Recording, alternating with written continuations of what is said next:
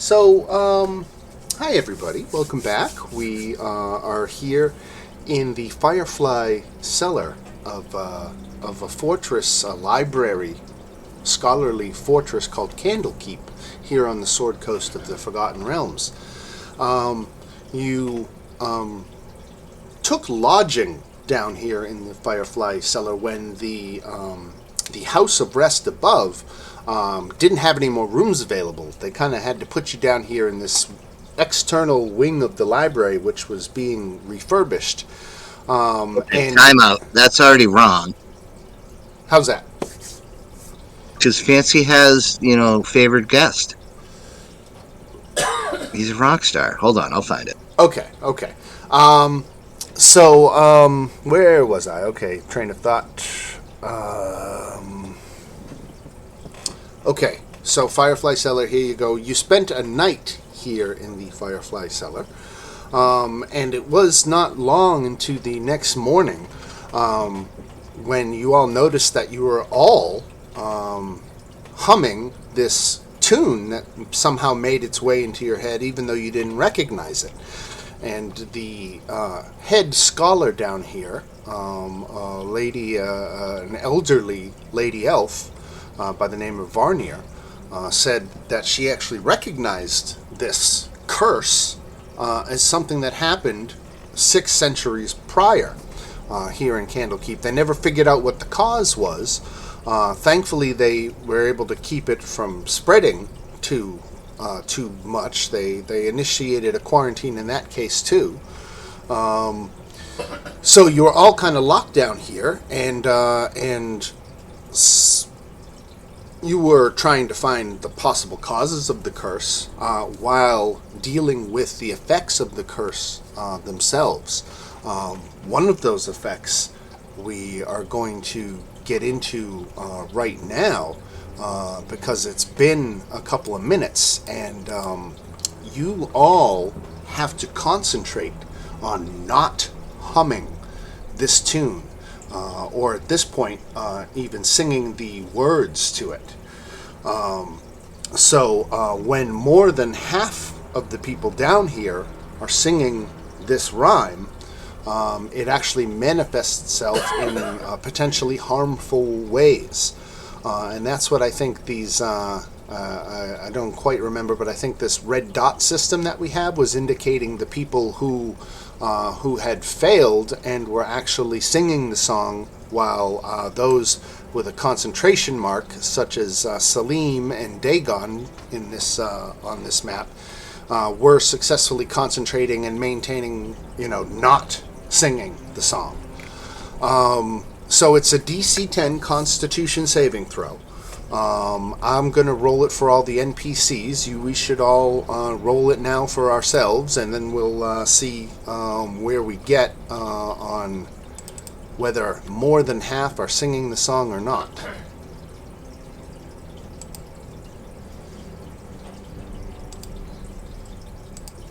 Con save? Con save, right? DC 10.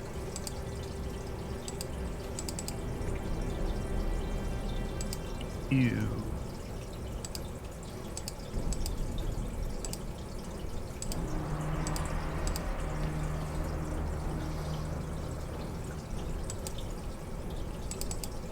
And it's a DC 10.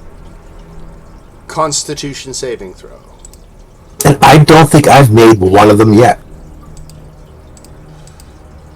I'm still doing all the NPCs.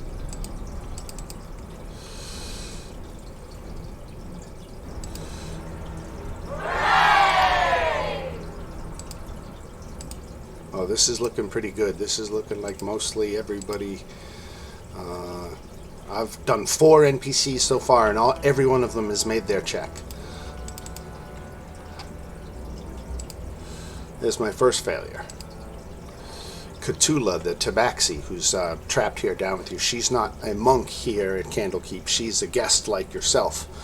She just freaked out and was trying to get up out the hatch, and I believe it was Salim who busted out a perfectly timed calm emotions spell, if I remember correctly, right? Yep. Yes, I did. Right? And that got her to calm down. All right, so now that I've done all the NPCs, so let me do Varnier down here. Constitution. Another success. All right, so she is concentrating. We just had one of these effects take place a couple of minutes ago, and all the books started flying around and did a little damage. But let's kind of scroll back here and see. Muriel made her check, so she's concentrating.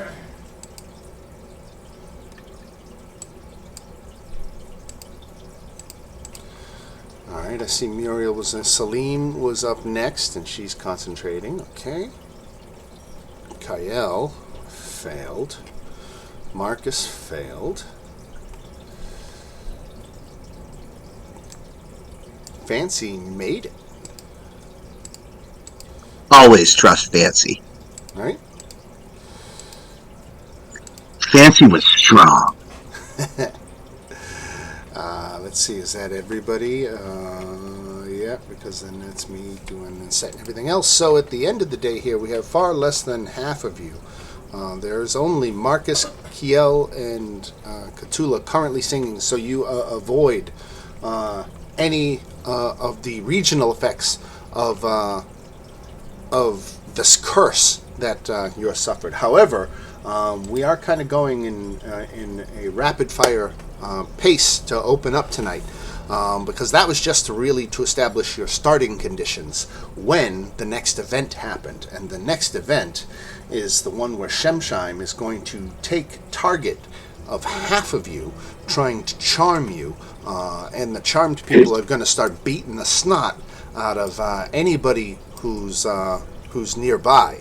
To do that, I set up, you saw me mention in the chat that I had this up here. I set up this little draw straws kind of thing so we could determine which half of you are going to get targeted and not. I put extra copies of all your tokens up here. It looks like one of them may have moved. Salim, Ray, Mantleborn, Edber.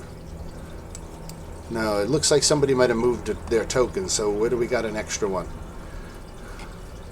Can't see the draw straws thing. It's just I can see my token, and then the rest is black. Okay, you know. The one that I'm at, and then I see another one of me all the way up to the top right.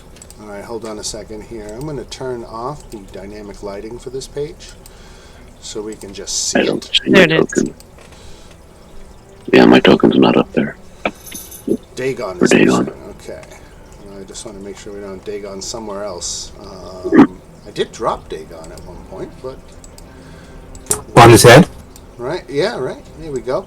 So, to go through this exercise, let's all roll for initiative, and that will determine the order in which we're going to pick.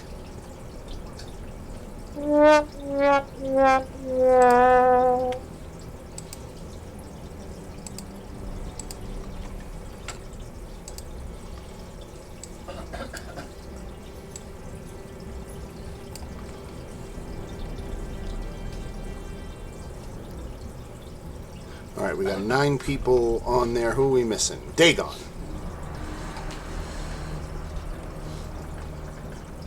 Did we get an initiative from Dagon? You're muted, sir, by the way.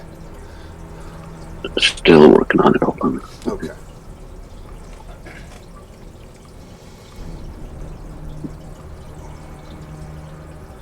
There we go. All right. Now the order of choice has been established, and Cthulhu is going to go first.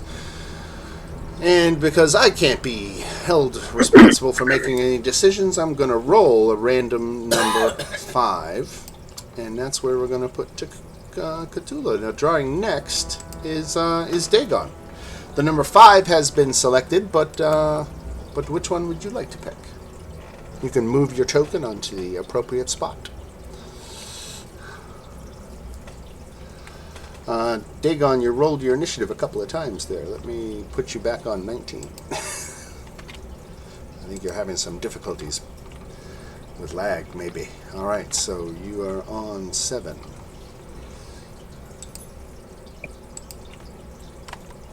All right, and then we go to Fancy. Fancy's taking number 10. Easy, All right. easy peasy Japanese. A 10 for the perfect 10. You know what I mean? Edbur is going to pick now. I'm going to do this randomly. 1, 2, 3, 4, 5, 6, 7. I'm going to quick roll a d7. Number 2. Oh no, Edbur. Number 2. All right, Kyle. Oh. All right, you had your wrong token selected on that one. Use this one up here.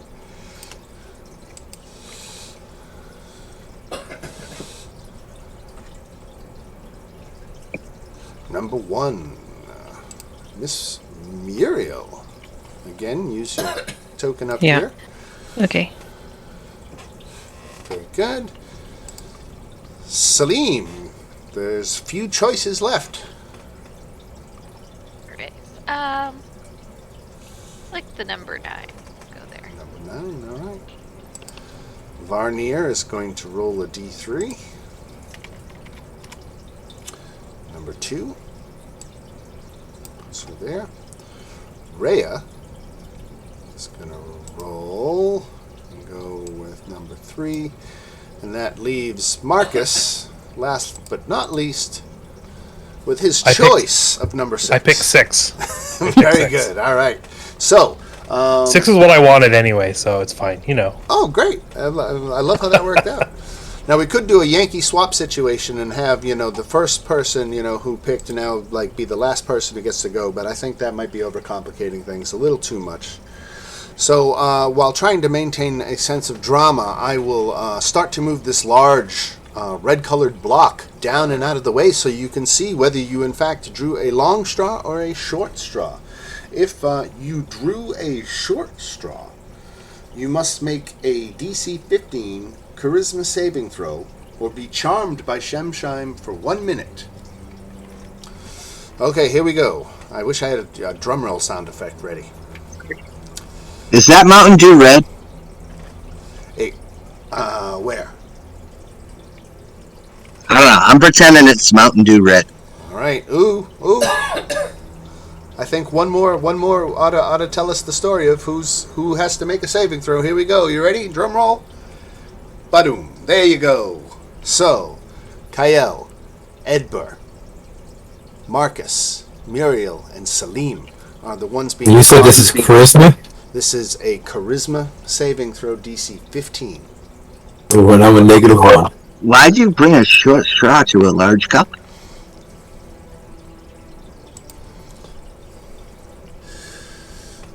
Dagon knew about it. Are you fucking... I missed it by 1! Alright, so I'm going to put a pink dot for Edbur being charmed. Muriel made her save. Kyle is charmed. Oh, let me go do this down here. Because now we're going to resort back down to here. Kyle is charmed.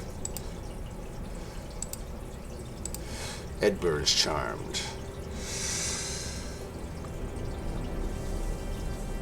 And Salim and Marcus are charmed. I feel like I'm on a life. Alright, so I've got Edbur, Marcus, Salim, Kyle. So the only person who made their saving throw is Muriel? Yep. Nice. Okay. All right. So with that, I'm going to delete all this nonsense that we have up here. Thank you, everybody, for playing. That was fun. A little different way to do things, but we will clear the initiative tracker here, and now we're all going to re-roll for initiative with our remaining tokens and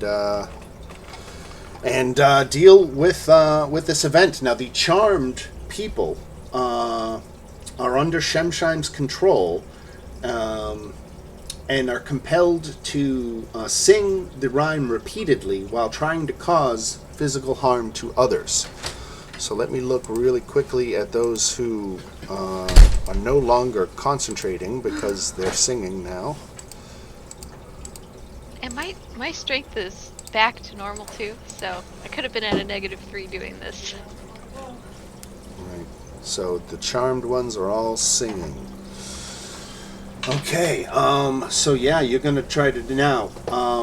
I asked my wife what her opinion was, and I'll ask you here. So it says that they try to harm others. Now, do you think they would harm only the others who were not charmed, or would each individual charmed person just be a free-for-all against whoever was standing around them? He's controlling us, isn't he? It does say you are under Shemsheim's control, and if I was not so lazy, I would take control. But I want you guys to feel the visceral. Yeah, but I'm saying Not lazy. You're just making it interactive. Right. No, the reason I'm asking that is then technically we'd be being controlled by someone else who would know who's charmed. Right.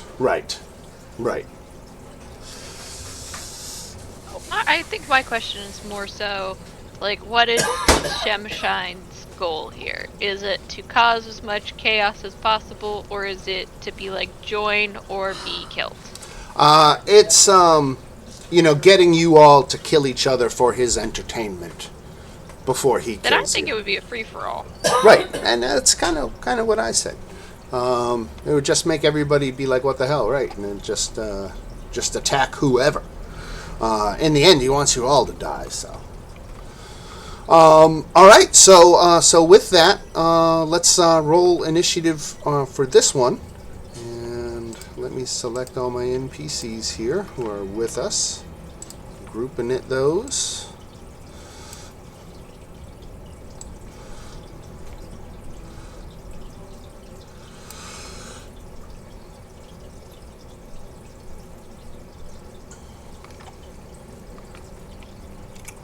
So we've got Fancy 2, 3, 5, 6. That looks like all of you. I think I've got all the NPCs. I got to get Varnir down here on the board. All right, we'll get her in there.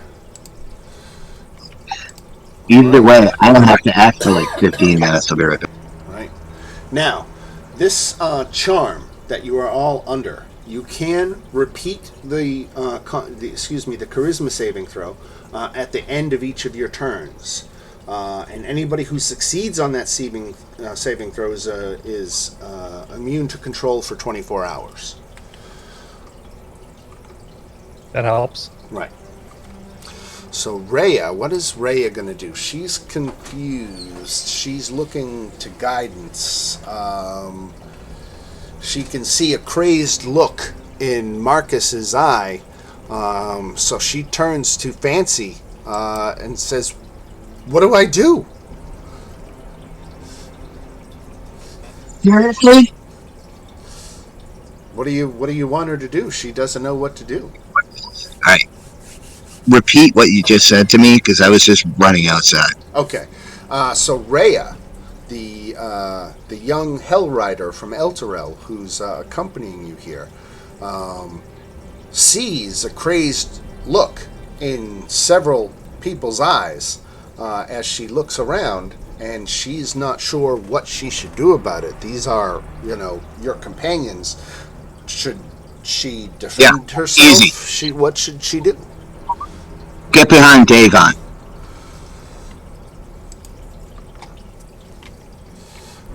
All right, fall back. It seems like you're saying.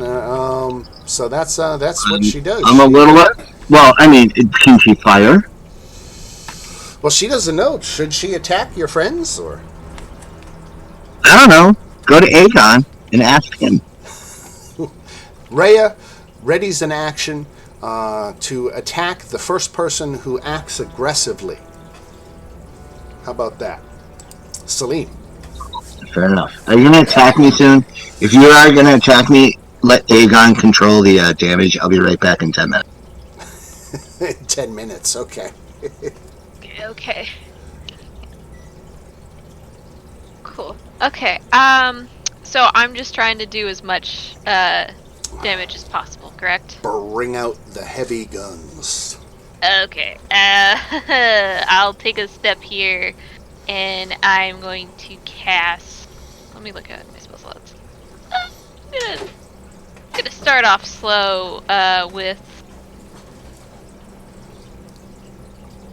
Arms of Hater, and let me put that in the chat. So, like a 10-foot spear from me, these arms are basically gonna pop up. So let me... The little 8-year-old girl. Yeah, I'm right next to her. I'm trying to get people. I feel awful, but... Yeah, you know what? Yeah. You wouldn't be getting the charm people, though. She is charmed. Salim is charmed.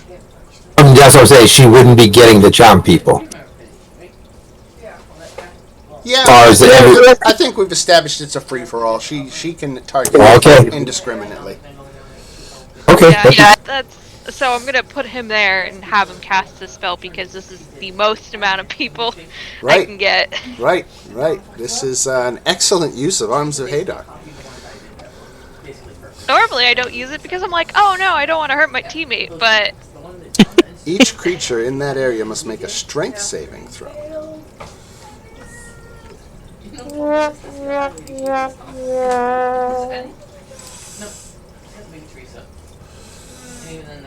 Okay, so both Galeby and Crinkle had good rolls, and they survived the Arms of Hadar. Creature takes half damage on a successful save, so alright, so Crinkle's going to take 1.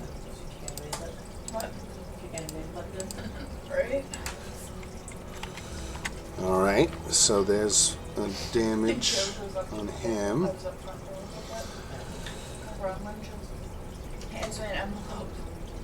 Galeby takes a point of damage, and no other effects. Okay. Edbur, strength saving throw. He failed, takes 3. Oh, wait, I'm looking at Marcus's friggin'... It's 6 points of necrotic. Right, it's 6. Okay, so those people I did 1 point of damage to, it should have been 3, so let me take 2 more. Okay. Alright, 3 points of damage to Edbur. Ooh, and Edbur doesn't like that. He's a frail, scholarly type. Marcus, you take your 3 damage? Yep. Or you're all 6 because you failed your strength save, right. Right, so 6. Okay. So I did only do 3. Right. Here we go. And I just said Edbur failed his save, and then I did 3 points of damage instead of 6. So yeah, I was looking at my red strength save number. Right. That's I really just killed the man. Right, you took him down, right? All right, so we're gonna say, okay. So, Shemsheim's control over a creature is broken by reducing the creature to 0 hit points, amongst other things that I'm not going to mention. But bringing him down to 0 hit points means he's not charmed anymore. So off comes the pink dot. He's currently neither singing nor concentrating, so we'll take all the colored dots off him, and we're going to put him on making death saves. All right, Salim. So that was a good one. Dagon. You just saw Salim attack a bunch of people. I was about to say, can I try and make my saving throw again? Oh, yeah, absolutely, yeah. Another charisma saving throw. You're right, absolutely. Just for the sake of it. Also... Okay, and I made it. Also? Does this mean that Rhea is supposed attacking Salim? Or does Rhea have melee? Oh, you're right. Rhea is attacking poor Salim. 7 points of damage, Salim. Yeah. Oh, that's deserved. Because that technically came before your saving throw, so you were still charmed when you took that damage.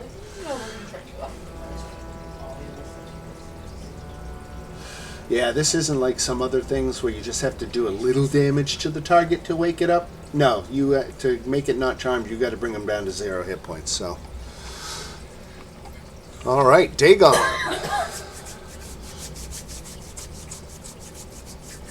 So, are they charmed because of the music? Or are they just because of something else? They are charmed by a different effect. The way it was described, this effect started, and I read it last week, but I didn't this week, so let me read it again for you now. Prior to this charm event, the air around you began to feel thick, pressing upon you from all sides, prickling your nerves, making your muscles twitch as though something was yanking on them with invisible strings. Okay, but it's not like we could figure out that like they're being charmed because of the music. Right. Yeah, no. Okay. And we can't really tell who's charmed until they attack, right? We're going to say that they have a crazy look in their eyes. Marcus, Kiel, and Salim, up until a minute ago, all had that look.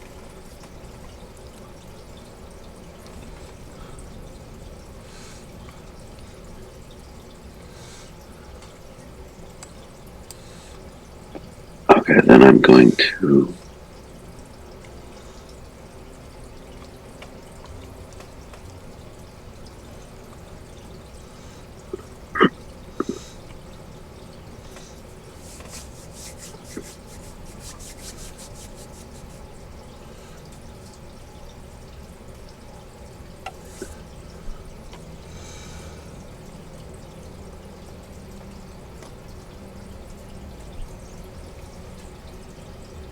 I'm going to cast Command.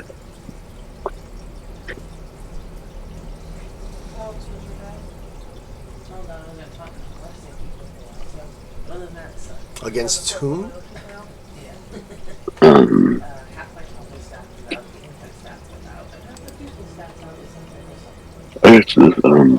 Who's this? Muriel? Kyle? Yeah, Kyle.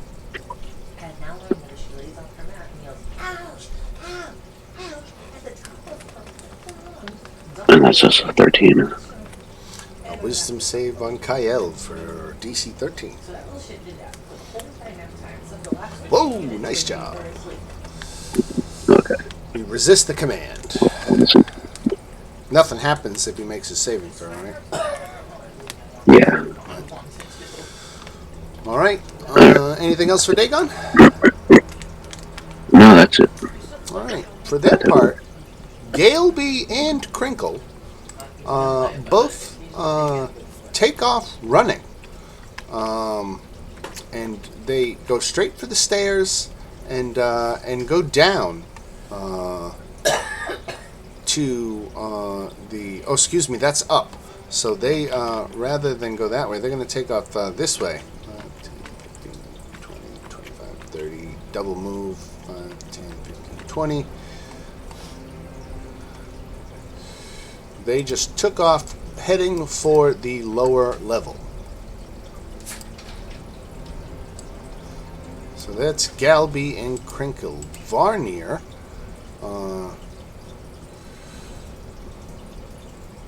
for her part, is still unsure of what's going on. Last she knew, some books were flying all around. She didn't know what to make of it, and we're going to come back up to Marcus, a charmed Marcus. Yeah. Well, thankfully, I don't have a whole lot of actual damage spells. So, that means, unfortunately, Salim is getting, let's see.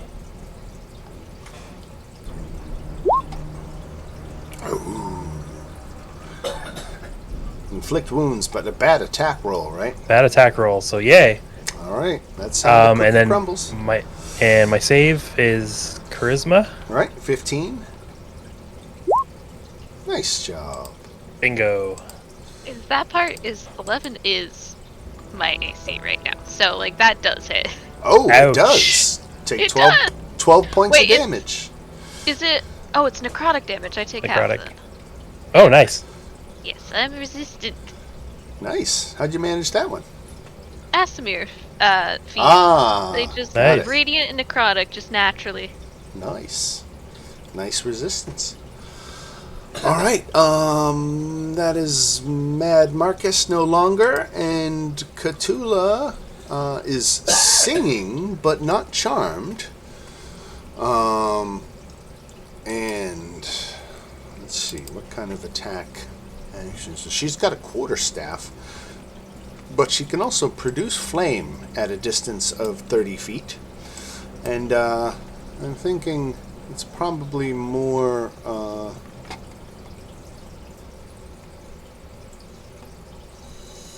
her speed. So let's see. Kyle was still charmed, right? Yes. Okay, so she missed anyway. And then we go to Fancy. Okay, so I believe my move is this. Only Kyle is charmed at the moment. Everybody else has managed to break free of the charm. That's a really bad guy, right? Right now he is. All right. I'm going to use my bonus action, and I don't think I need to put it up, but I'm going to give Dagon Bardic Inspiration. Okay.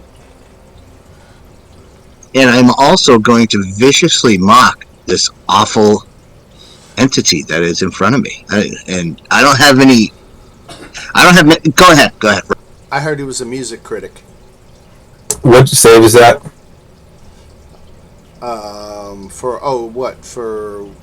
What power was it? Viciously mock. Vicious mockery. Right. Yeah. Let's pop that up. Yes, I will.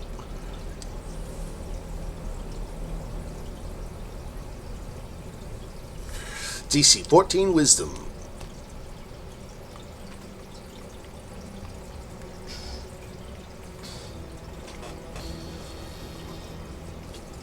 Alright, so he is not mocked. I don't think that one does half damage. Nope. Alright. Then we go to Charmed Kyle. Oh, that's Charmed. Oh, yeah. Okay. Never.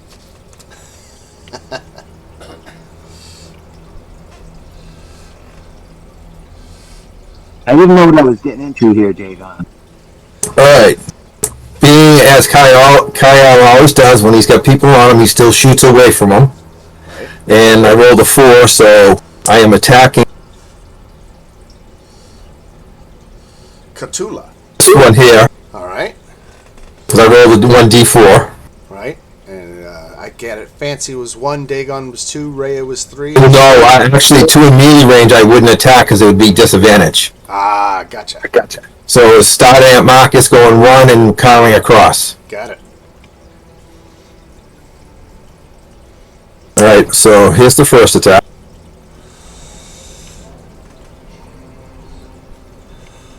Let's see what you're dealing with here. Oh, It misses. Better than that. Yeah, she's armor class 11. And now my bonus action.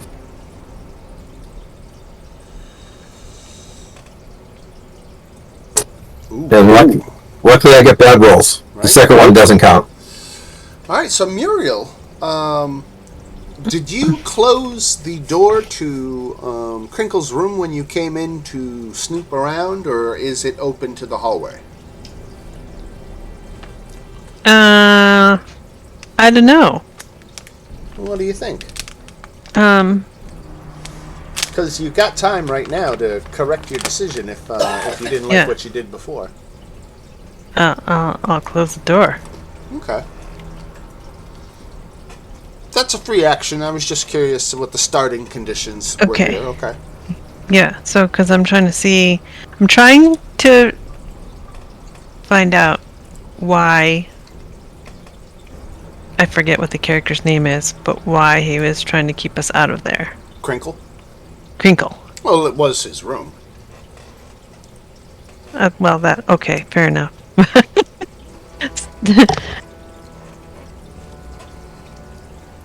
So I'm just looking to see if I can find anything that he might have been hiding. Okay, I know last week I already asked you for a Yes. for a perception check, but I'm going to give you another chance. Okay, because that's what I was going to ask, because I already did poorly, so can I try again, or do I have to do something else? Nope, let's get a DC 15 perception check. Okay.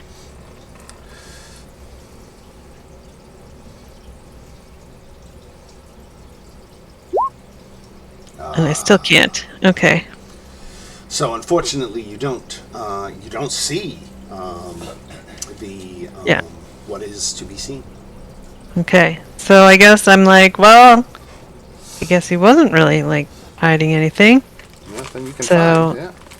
Then I guess I will leave. Because I'm gonna just go back. Because I have no idea anything. But I felt something weird, right? Because I had to make a charisma saving throw. So did I feel anything that I like shrugged off? Well, you definitely, because you feel this compulsion to sing this song and you're maintaining concentration against it. You're Okay. feeling the pressure of the situation and the magical curse kind of building. But I have no idea what's going on with my friends there. So right, yeah, no. So then I'll just walk out and start heading back up. All right. You can double move it if you like. Okay, so that none of that counted as. That was like one move. No, but I can anyway because I'm a rogue. Well, why not? Yeah, with the Okay. rogue, you can use your bonus action to dash after using your action to dash. Yeah, so if I can do that, You can then I move can 90 use my feet. movement. Right. So There. as you Like, hey, come see through ya. this narrow hallway, you see Crinkle and Galby. Not sure who's chasing who in that situation, but they're running hurriedly down the hallway. Okay. So I'll just be like, hey, what's going on? And neither of them acknowledge you as they go. Okay.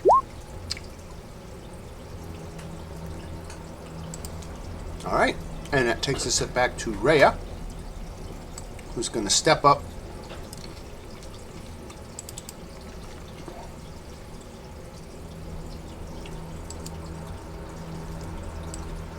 That hits. That misses. And does a 17 hit? Yes. All right, so a total of 16 damage from Rhea. Trying to get Kyle to cease and desist. All non-lethal damage. Somebody roll him on his side. Salim.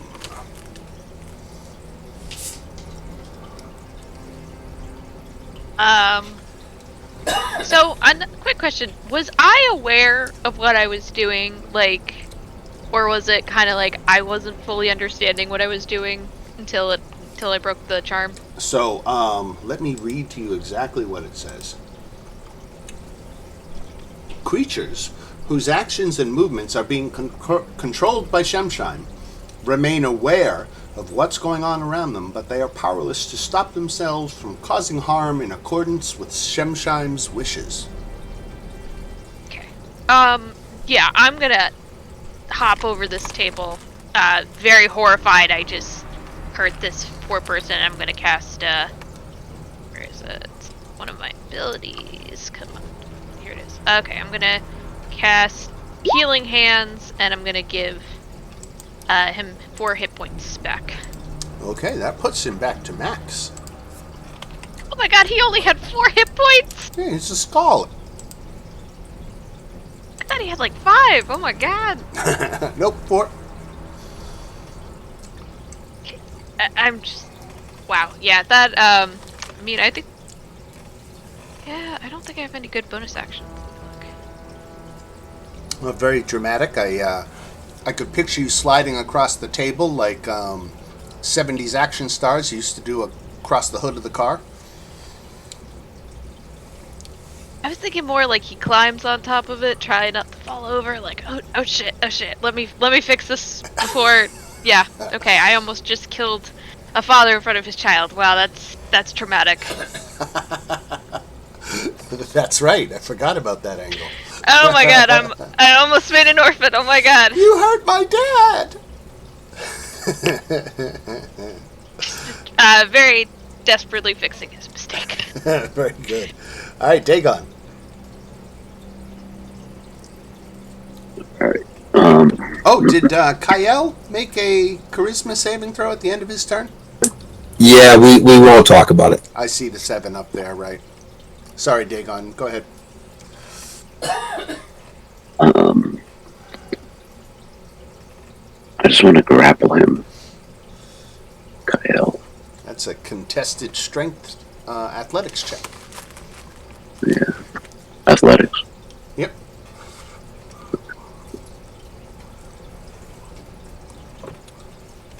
All right, Dagon, you got him grappled.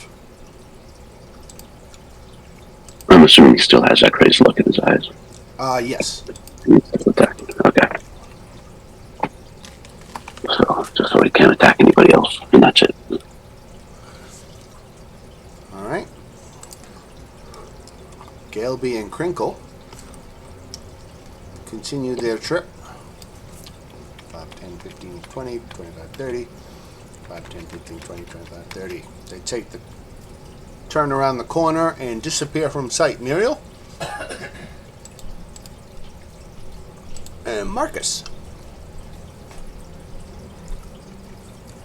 Hey, I don't know what I should be doing now that I've broken free of the whole thing. You do see Kyle is still suffering from the charm. Yes.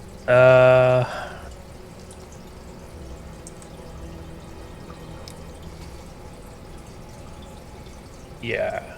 Oh. I can't even get all the way over there. I'm just trying to think, like, Dagon is grappling him, right? Yes. So me doing that doesn't really benefit anything. Pig pile on Kyle. You could both grapple him. Let's see. Yeah, I guess I could get to here. And with contested strength? Yep. Strength or athletics? I love Athletics. this. Yeah, strength athletics. Athletics? Yep. Cool. Oh, hello. All right. No, this is just awesome. This is why I love it. So Dagon and Marcus are have got, you ever seen the videos where like somebody won't get out of the car when the cop tells them to get out of the car, and they're like, if you don't get out of the car, we're going to take you down by force. That's what I'm picturing here. You got Pretty much. 2 of you got him on the ground, like hands behind your back, stop resisting. Pretty much. Sounds right. But he's still resisting. I'm a sovereign citizen. For now. All right, Cthulhu is horrified, but sitting there, waiting to help in any way she can. Though she's again more of a wizardly type, not much for a physical confrontation there. Fancy, what do you got? So, like, if I back away from this situation, will there be any kind of opportunity attack on me? So, there could be. Kyle could take an opportunity attack if he wanted. Let him do it. I'm backing away. Like, I'm not. It's not me. It's Fancy. Fancy's like, this is like totally not what I was told when. Like, Fancy's like, this wasn't what I was told when I'm going on the tour. Like, this is insane. I'm in a dungeon. All right, make a melee attack there, Kyle. I don't have a melee weapon, so it's an unarmed strike. Okay. Does a 13 hit you, Fancy? Does a 13 hit me? Come on, you should know better. I think it does. It hits me. I just got slapped. How much? 1 point of damage. Alright, I just looked at my character sheet. If I can't cast a spell, I don't have an attack. Fancy falls down like LeBron James times 10. All right. Kael, you can break one of your grapples with your action. Can I deliver a touch spell? You can still attack. At this range, the only thing I have is a touch spell. There is nothing, and you don't even suffer any kind of penalty to that attack. On Marcus. Okay.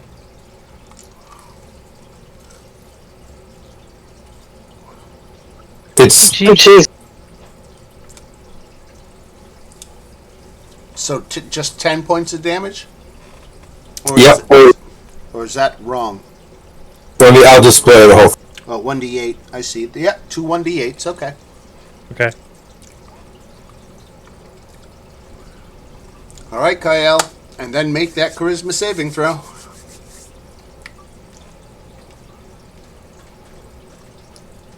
God. Oh, no. Muriel. All right. I'm gonna come upstairs. When you come up the top of the stairs, you come out right here. Okay. There you go. And then I'm like, what are you doing to Kael? You can see Dagon and Rhea and Marcus are all bearing down on Kael, and Marcus just got tased. Don't Yeah. tase me, bro. So you didn't hear Fancy. I punched Fancy in the face as he walked away.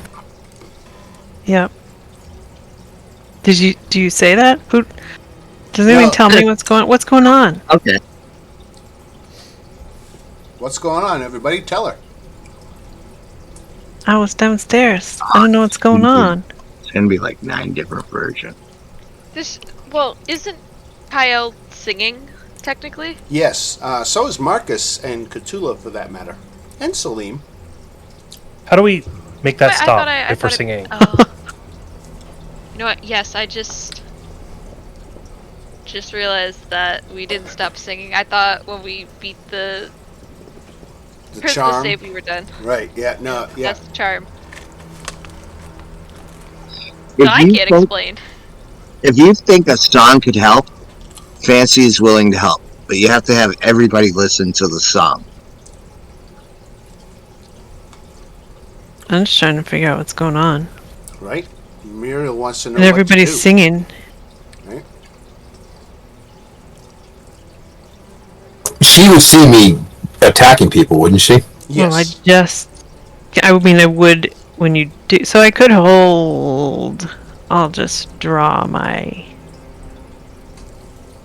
short bow and just hold it because I have no idea Sure. what's going on here. Sensible. Sensible.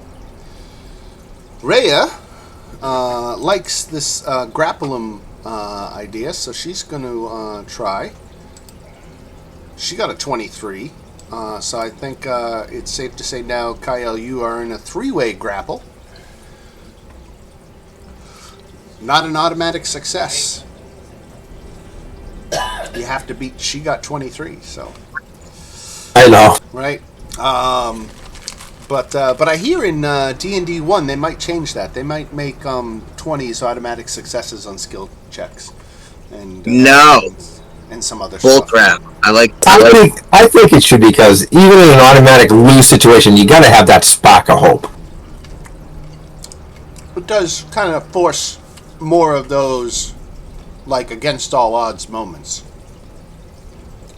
But it does also let you succeed on things that are impossible, Right. which kind of It counteracts depends that. on the context of the story. You know, Yeah. if you're a level 3 character and you're fighting a god, like, I don't think a nat 20 is gonna save you. Yeah. DMs can adjudicate. They can make it work. Either way, you know. It happens in Fables. All right, so Ray has got you grappled. That was her action. We'll go to Salim. Singing Salim.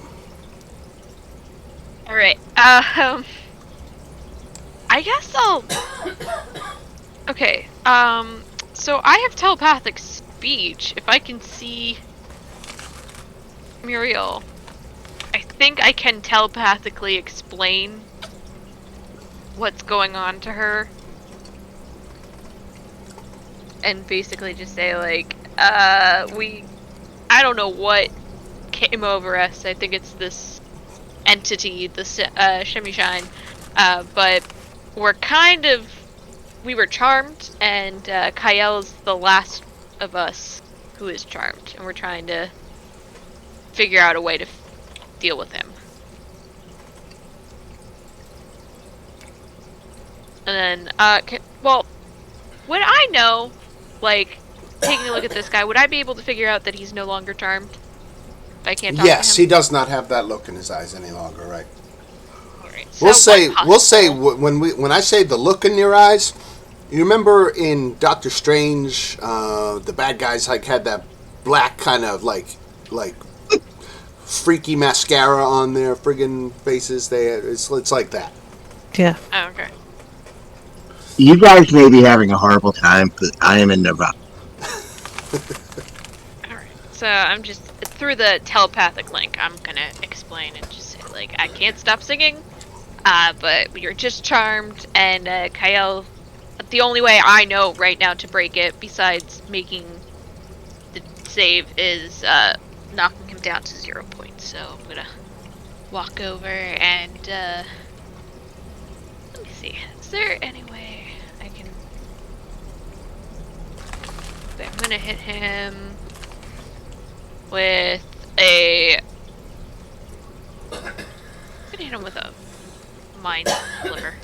All right. Feel like Intelligence save for Kael.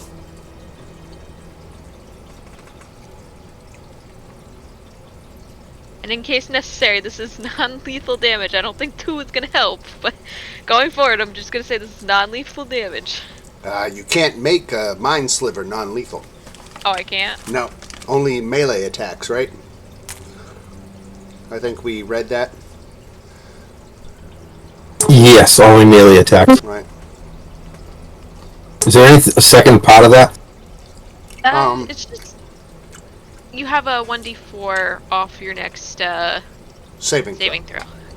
Oh no! As if your saving throws weren't cursed enough. Dagon. I guess if I see that, if I'm holding my shot, can I also shoot Kael? Yeah, absolutely, yeah.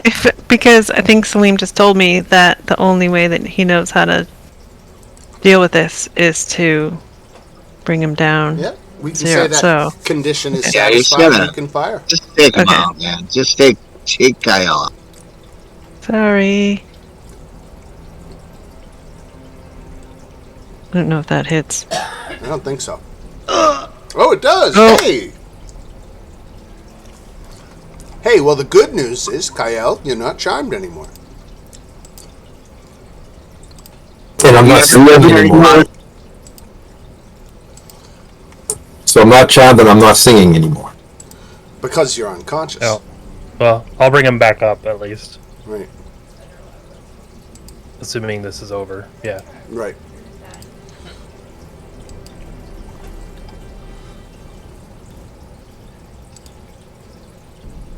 I feel bad, but I've been killed so many times by these guys, I don't even exist anymore. I don't feel bad. They had to do it. Ruffle.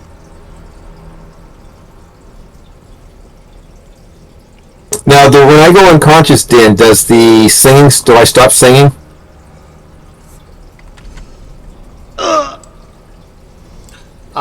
Yes, while you're unconscious, you stop singing, but as soon as you gain consciousness, you're still singing. Okay. We can. I thought maybe I'd get another save. Right. I think. Well, No, maybe it's time I give everybody another save here. Hold on one second. What's going on? So yeah, let's just let's do another round of who can maintain concentration.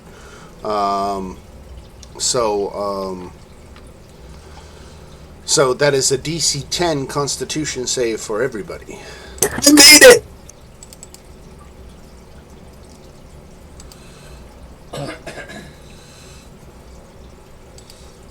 Edgar failed. Oh, Nope, that's not the one I'm looking for. Oh no. That's the one. Cthulhu failed. Rhea failed.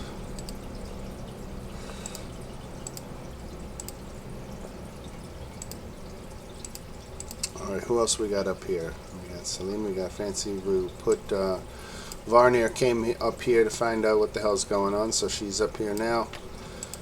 We got a DC 10 con save for her. She made hers. Alright. So now, let me go ahead and check everybody else's. Kyle made his. It's the first time I've made that one. Alright, Salim made hers. Oh, this is looking good. Marcus failed his. Dagon made his. I failed, but then I used Favored by the Gods to pass. Oh, so you passed, alright. Yeah. Change you. Do I have to keep going here? Let me see. We've got 1, 2, 3. 3 reds. So not more than half of you are singing, so no effects as it goes now. But Galby appears in the doorway.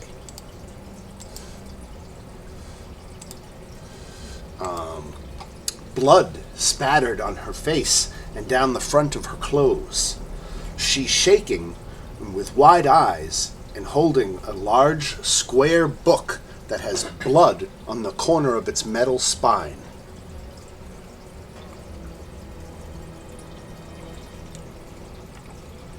The hell? I'm gonna back up. And Does she have that crazy look in her eyes? No. I was about to say, what you got there, little girl? She looks horribly upset. Tears building up in her eyes, almost on the verge of hyperventilating. Very upset little girl. Since I played dolls with her already, I walk over and try to calm her down. All right. I kind of explained to Muriel what I did, and I'm hiding in shame. Oh.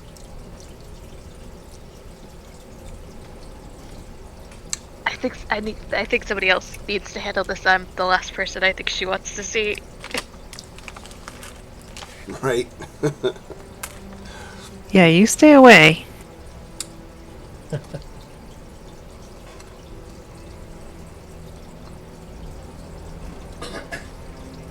So I just talk to her and try to calm her down, and So she's reluctant to share the truth, but eventually admits that she just knocked Crinkle unconscious with this book. She says, either I or Crinkle were possessed, but I'm not sure which one of us was. And then she starts crying.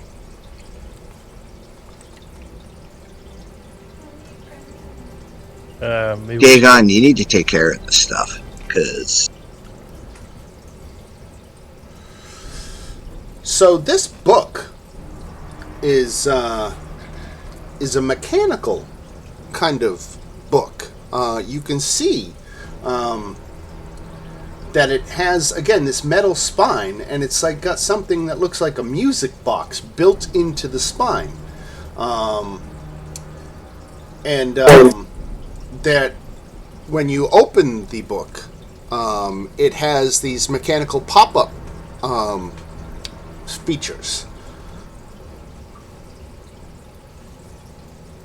should I play the book? Maybe we should look at it a little more first. I ask her if I can take a closer look at it and have it for a couple of minutes. She hands it over. does it have anything to do with like basic music that the universe has discovered? Maybe we can show it to this smart guy. So the damage to the exterior of the music box in the spine is immediately noticeable once you inspect it. If you want to diagnose how it actually might be broken, we're going to look for someone who's maybe proficient with jeweler's tools or Or tinker's tinker's tools. tools. That might be me. Consider I'm an artificer. Right. Perfect. And I'm going to pull out my all-purpose tool. All right, let's get a intelligence check.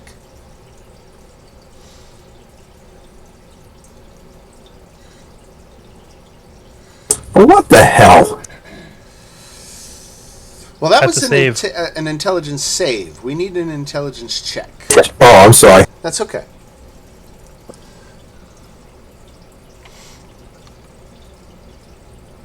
And I get the all-purpose tool bonus on this too. I think I could offer guidance on that.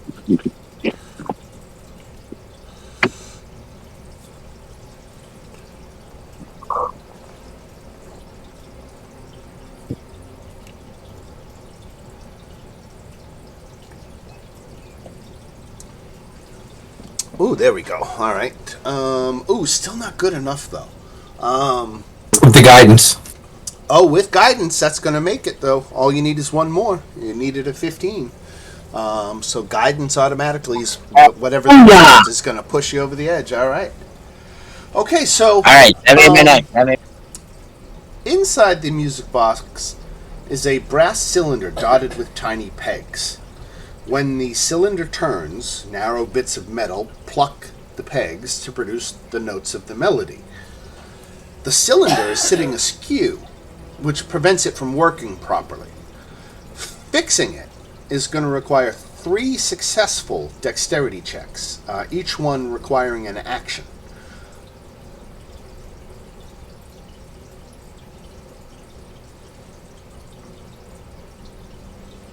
I can use the all-purpose tool for fixing this for my roll, right? I don't know the all-purpose tool thing. Basically, it's any jewelers or anything like that. Or any tinker's tool or anything Yeah. like that, right? Are you? I needed to know less whether you owned the tools so much as are you proficient with them, though. What are your proficiencies? On D&D Beyond, it should be listed on the lower left side, I think. I'm basically as the artist. I can if I'm not proficient with now, I can become. Give me 1 second. I gotta look at how I do that. Let me take a quick look for you. I'll go to the campaign here. And here we are with Kyle. I view Kyle. Kyle has proficiencies in Tinker's Tools. So you're all set. You've got proficiency in Tinker's Tools. Okay.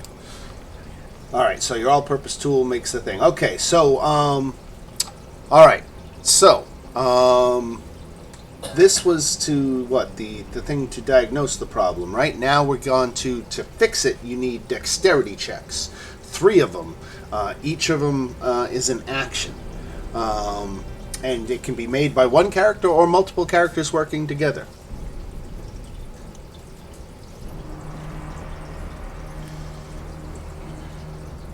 Does everybody who helps need to be proficient in something useful? Because I only have thieves' tools. This is just straight up dex checks, right, Dan? Yeah, these are the proficiency with the tools was to diagnose the problem. To repair the problem, anybody can do it with a DC 15 Dex check. Oh, okay. I can help. So you'd want to pick somebody with. I got a 17 dex. I have an 18. You use guidance on one of you. Oh, 14. but I rolled a 1. Okay. So again, as I said, it's going to take 3 checks to do this. So before we move on to the next check, Muriel, you just took an attempt, right? I think Fancy did. Fancy took an attempt before I did. I see. And Fancy rolled a dexterity save instead of a dexterity check. But if we take the d20 roll at its value, he rolled an 11. So I think he failed too. Okay, so characters who try to fix the music box hear Shemshine's maddening whispers in their heads. After making an ability check to fix the music box, regardless of whether the check succeeds or not, a character must make a new DC 13 intelligence saving throw. Uh-oh. Oh no, that's okay. I can do that. So, Oh yeah, that was my jumps. ooh, look at that. You both made the intelligence save. Okay, so you're both going to take half damage. Alright. 8 points of damage to the both of you, psychic damage. Ah. Because again, Shemshine's maddening whispers go in your head every time you start fiddling with the box. Now, Kyle came in after on the third attempt and got one of the successes, but he is, even on a success, is still going to have to make an intelligence saving throw.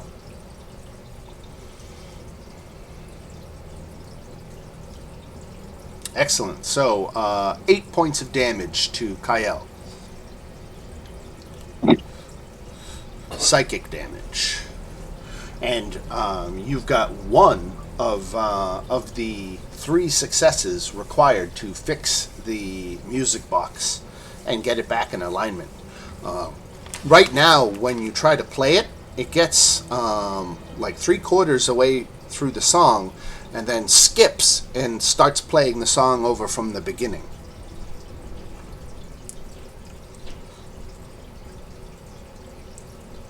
I'm going to heal myself, Dan. Okay.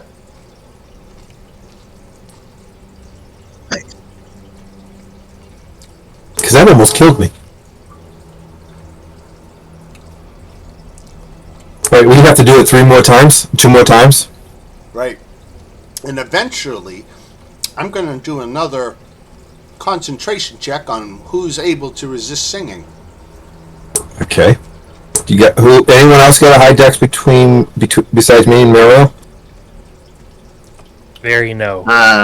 Fancy's +3. Yeah, I can keep trying. Just if I get like psychic damage to death, somebody save me, please. I'll do one with you, and me and you'll just go back and forth on them if you want. Okay. All right, I'm gonna. I'll go again. And we could offer guidance, right, on these? And I'm gonna need it this time. 1d4, right? Right.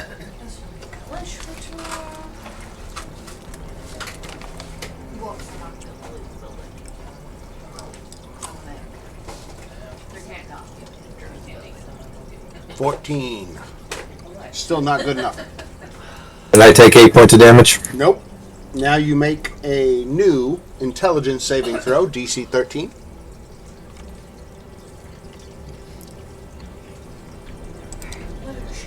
This time you take 7 points of damage.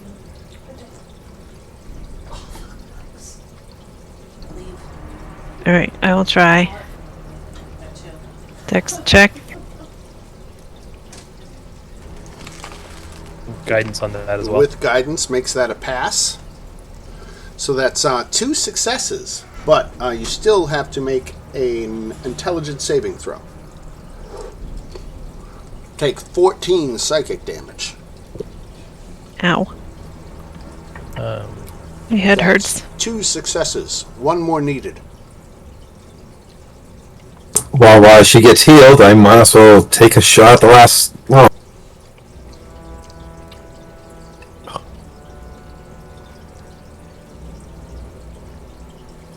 Even guidance won't help me on that one. Right? Alright, let's do an intelligence save. Oh, this might be bad. Alright, let me roll another 46. Let's see what it is this time. Alright, only 5 points of damage this time. I only rolled a 7, so it's 10. Right, that's 7 intelligence doesn't save, right? No. Alright, my last healing spell.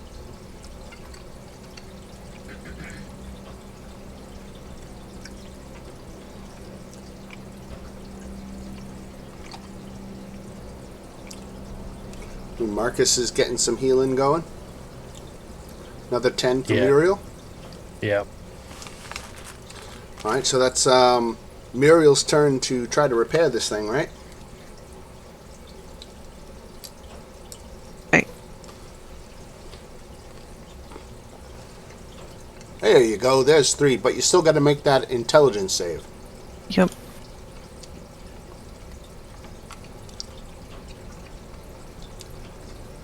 Excellent. You take 5 points of psychic damage. But the box is now fixed. Before we move on, while this whole repair was happening, it's real easy to forget while you're kind of sitting and watching and paying attention and everybody is hushed. It's easy to forget not to start singing. So let's do one more round to see if we got half of you singing or not. I don't think Fancy should have to roll. Because he automatically just starts singing. Can Fancy submit a song instead of rolling? This is a curse. This is not a normal song. Okay, that's fine.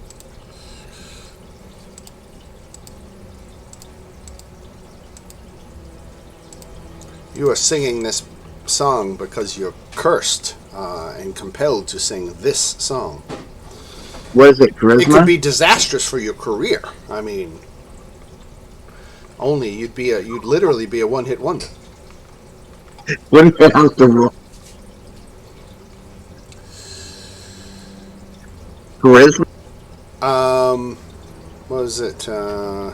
Constitution. Thank you. Yeah, it's a concentration check, so it's a Constitution saving throw.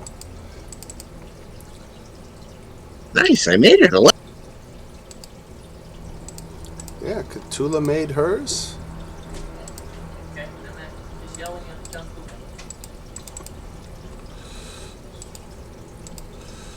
All right, Rhea made hers. I think we're looking good here. All right, so there's my 4. Let's get Varnir too. Varnir failed.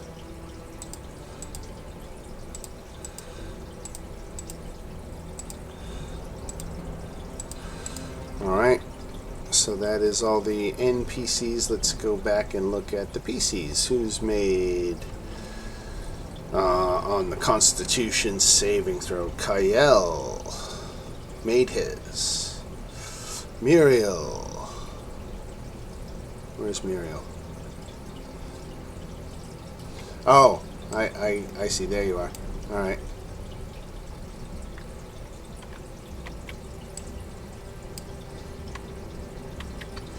All right, so Muriel made hers. Kyle made his. Marcus failed.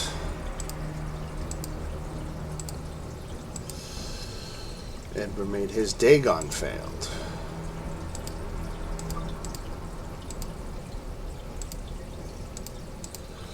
Alright, is that everybody? Joji. Yeah, what do you need? Joji, where's Fancy? Why have I lost Fancy? Where's Fancy? I'm right here. No, your token. Oh, I went to the light. Where the hell?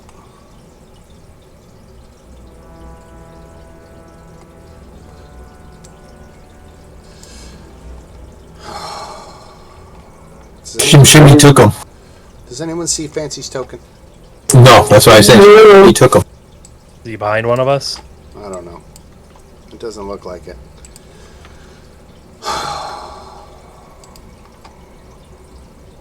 Oh, there he is. Yeah, I just put him there. Oh, okay. Alright, so let's see. So Fancy failed, right? Fancy failed. Cthulhu made hers. Salim made hers. I think there's a certain keystroke that you can accidentally delete your token. You think so? I'm starting to think that. Alright, right, so we got 1, 2, 3, 4, 5 out of 9.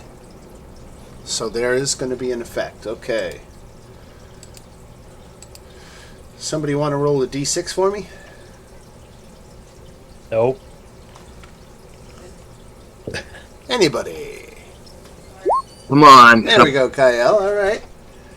I'd end up rolling a kill everybody roll. The library becomes much colder.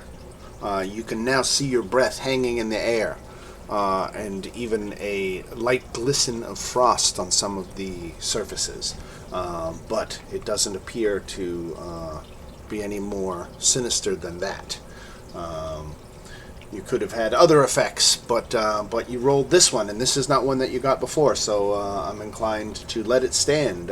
Something that, other than for the flavor of spookiness, it has no mechanical effect.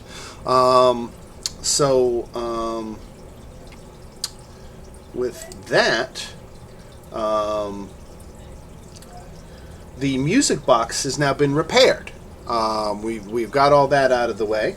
While you were working on repairing it, that's when the temperature dropped, but you still actually got it fixed.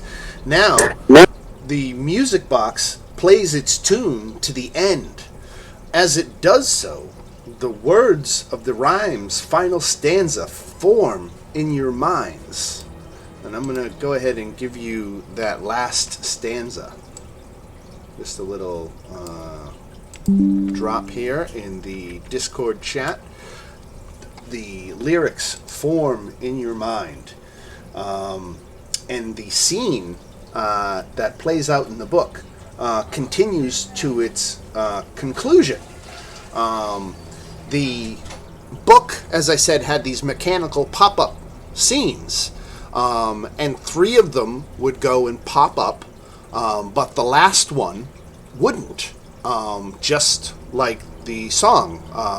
The song wasn't playing to the end, so these pop-ups are not happening. But now that it's repaired, I can show you the handout for this thing. This is Shemshime's Bedtime Rhyme, the pop-up book. And you can see the different scenes that are playing out. And the final scene, the first 3 were popping up before until you fixed it, and now this last one where you can see that Shemshime is being ground to death under a millstone.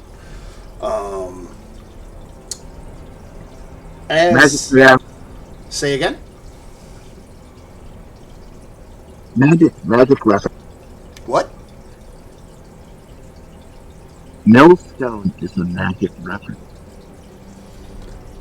Okay. The scene in the book plays to its conclusion, showing the tiny representation of Shemshime being crushed beneath a millstone. The book trembles, and its mechanical inner workings squeal to a halt for a moment before whirring back to life. You hear clicks, and shadows burst forth from the book like steam from a kettle, collecting along the ceiling until wisps of darkness outline a vague humanoid figure. Meanwhile, the scenes inside the book transform, creating an entirely new picture that includes tiny cutout figures of yourselves.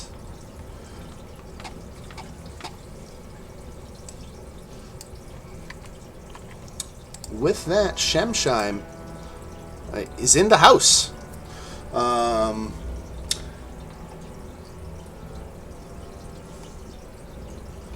And we're going to check for one of these Shemshime singing effects at the top of every round.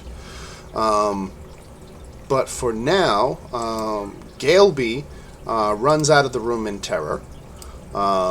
So we'll get her, because she's a non-combatant, so she's not going to participate. We'll put her back down in her room, which I think is right here.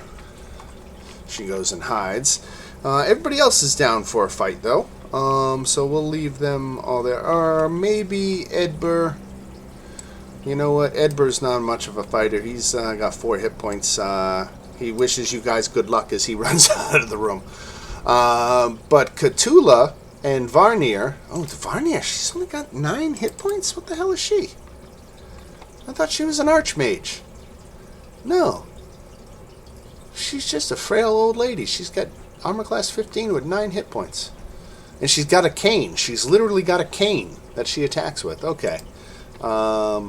She's not going to run, but I wouldn't count on her very much for any kind of support here. Cannon fodder. Right? Yeah, don't take away all the Cthulhu has some extra spell targets. casting, so she can help. All right, so let's do this initiative thing. 2, 3.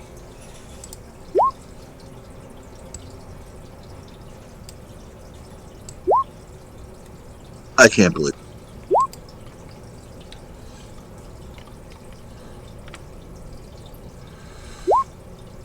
Well, at least I go before him. Yeah, Shemsham had a crap initiative. So the newly formed illustration in the book displays a facsimile of the Firefly Cellar, complete with tiny cutout figures of the party.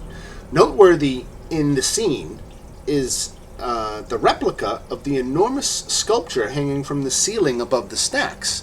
When you look up right here, you can see out through to the floor above, and that room up there, they're hanging from the ceiling above the opening in the floor, or in the ceiling, is an enormous stone sculpture of an open book that looks as though the cover is flapping to keep it aloft. So you don't have a millstone, but you've got a gigantic stone book sculpture that is hanging directly above this stone table. And that is pictured in the new configuration of Shemsham's book.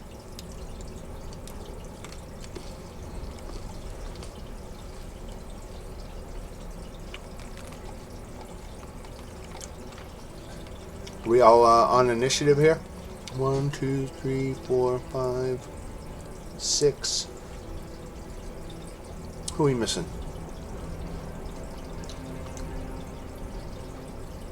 Muriel. Nope.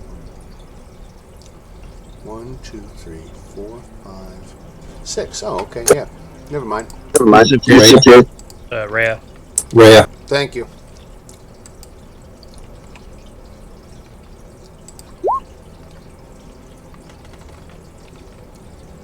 All right, so up first. Now, we're going to say the person who fixed the book, Kyle, has the book now.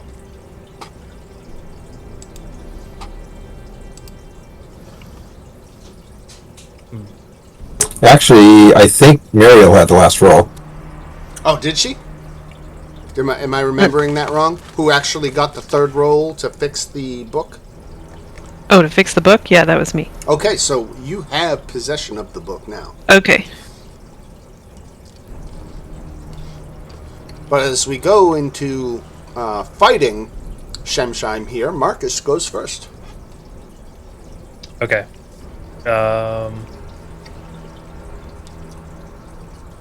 I'm going to... Second. Let me make sure I get through this right.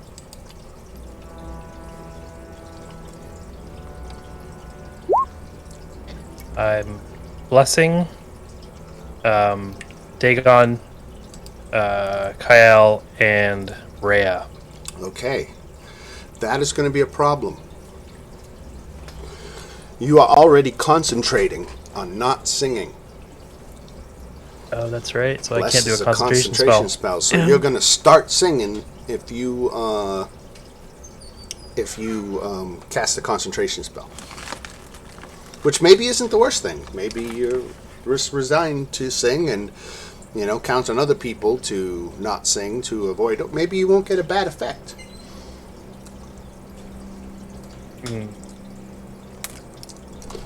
Okay. So, would I just be remaking that save for the concentration? He's saying you can only have one or the other. Right. Isn't Marcus already singing? Yeah, I'm already singing. I'm looking at Salim. I'm sorry. I'm looking at Salim's token, not yours. You're already singing. I'm sorry. So if I'm already singing, then if I cast this, You can cast a concentration spell if you're singing, right? You're not using your concentration for something else. So you. oh, that's true. Right. You Right. are Right. all set, right? I'm sorry. I Okay. was looking at Salim's token and thinking Marcus. Got it. Got it. Okay. Yeah. Dagon, Kyle, and shit. What's her name that I just said 2 seconds ago? Dagon, Rhea. Dagon, Kyle, and Rhea, all with the benefit of Marcus's bless. So that's D4 for attack rolls or saving throws. Right. All right. Excellent work. And then we go to Salim, who is concentrating on not singing. Yes. Alright, let's see. He's not that far from me. Okay. Because I'm pissed and I saw the theme of stone, I'm gonna use Maximilian's Earthen Grasp to grab a hold of Shimshan.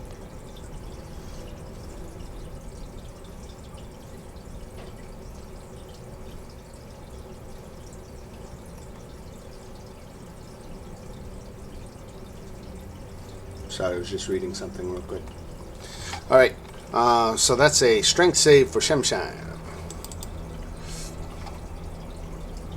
Ooh, he's -2 to strength.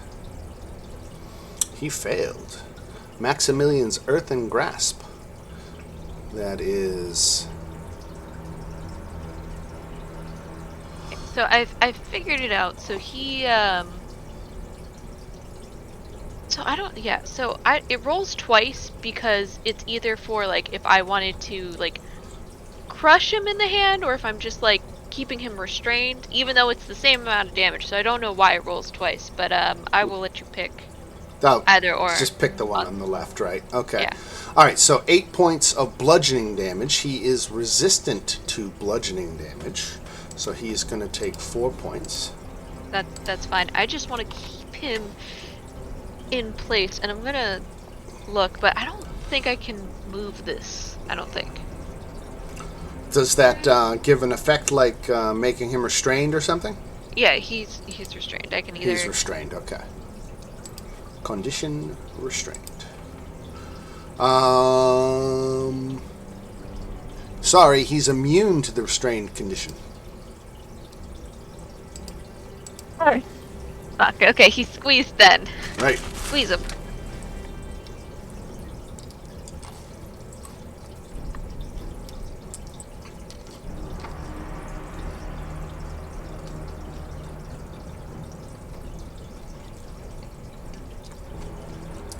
As an action, you can cause the hand to crush a restrained target.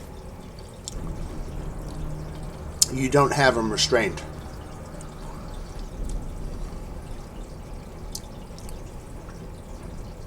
So, if I... Okay, I understand that, but I mean, like...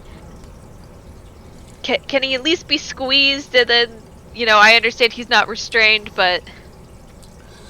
Yeah, no, he's... I think that's the whole idea behind his... He's like a shadow creature. So the idea of physically grabbing onto him and hold him, he just coalesces, it breaks off, goes between the fingers and reforms. That's fine. Just as long as I'm at least... Right. You know, That's how I some damage. interpret the lack of restraining ability that he has. All right. So so you still did do 8 points of damage, or 4 points of damage to him. So you have that, and then we go to Cthulhu, who over here, she's gonna keep it simple and stay with a cantrip. I didn't mean to do it twice. but the 14 is enough to hit for 1 fire damage. 1 fire damage from Cthulhu. Varnier, for her part. She has no spellcasting ability. She's been here 600 years and she can't even cast cantrips. Wow, lady. Hey, at least she's dedicated. Sounds like a lot of soap. Right? You know what? I would think she gets out of Dodge. Right. 5, 10, 15, 20, 25. Goes downstairs. Just get the hell out of here, lady. Alright. Hey, it's going to come charging across. 10. Technically, I should be removing around these stacks because they're all 10 foot tall. So let's go 5, 10, 15, 20, 25, 30.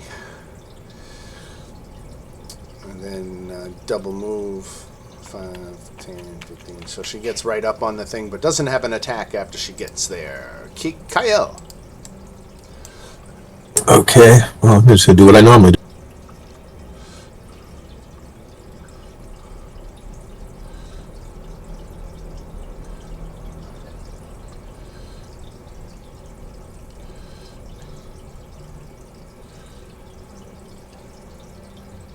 So 24 damage.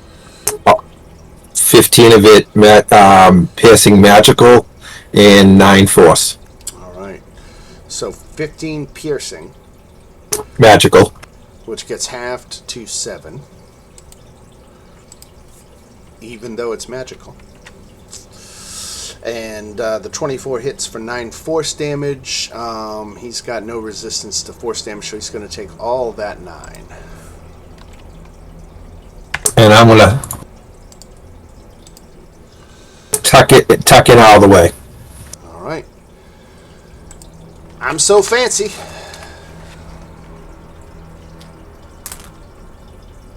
You already know. Is everything dead? No, we got one guy in the stacks over here. Oh. I'm just gonna I'm gonna try and passive aggressively, viciously mock him.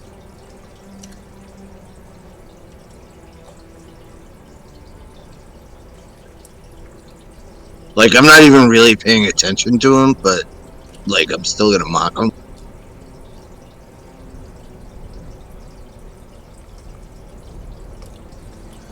All right, let's see. Wisdom save for him.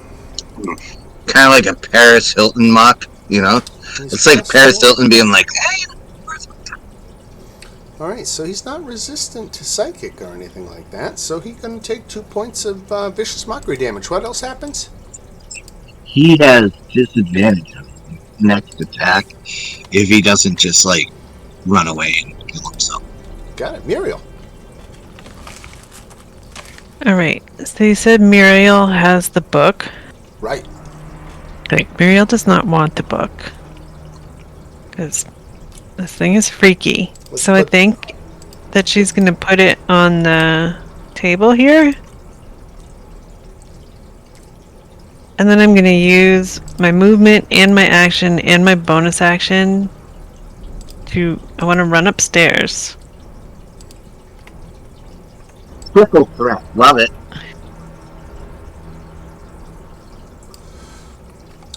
And I don't think I can get all the way over there. I'm heading to, because I assume that the stairs take up some of my movement, but I'm trying to look at this big book thing that's this statue, the stone statue. Right. You said a page are flapping to keep it held aloft. Does it look like it's being held aloft by magic? Is that what's going on? Let me see.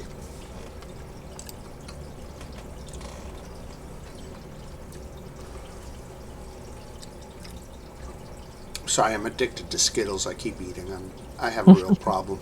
I'm just trying to chew. So, this piece of stonework is 12 feet across and weighs an estimated 1,500 pounds. The cover is etched with the words, "Be curious." It's suspended above the hole by 3 chains. But the chains fittings in the ceiling beam above are in bad shape. Remember, this whole area is kind of a little under service and being renovated.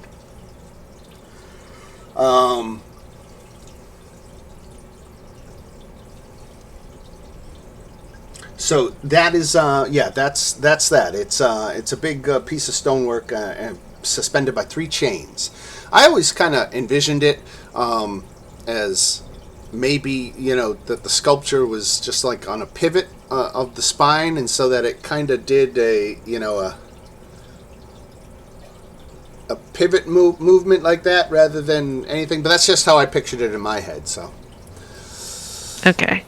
Well, I can't do anything now because I just used my whole turn to move. But and this little blue rectangle here represents the book's location right now, right? Right. Okay, so I guess that's all I'm gonna do for now.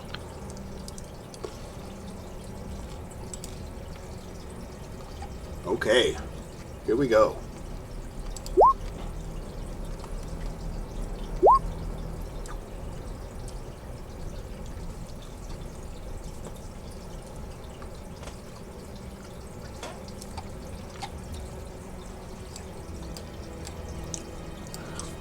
Rhea is not singing. Shemshine likes to focus his attacks on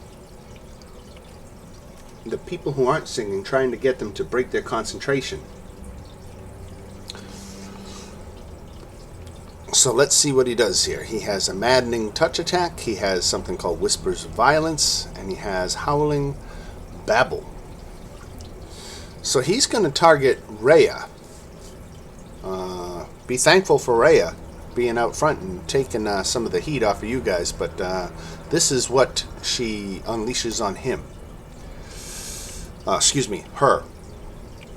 She must make a wisdom saving throw.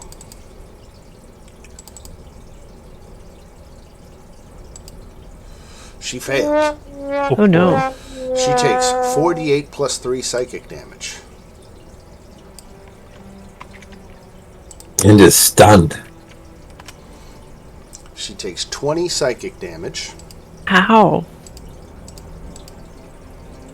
That was a good roll.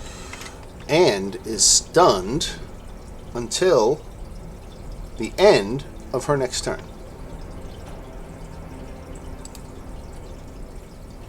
Stunned creature is also incapacitated. Alright, so that was the Howling Babble. Let's see if that recharges. It does not.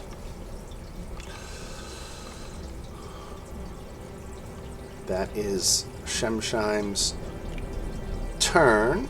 And we go to Dagon.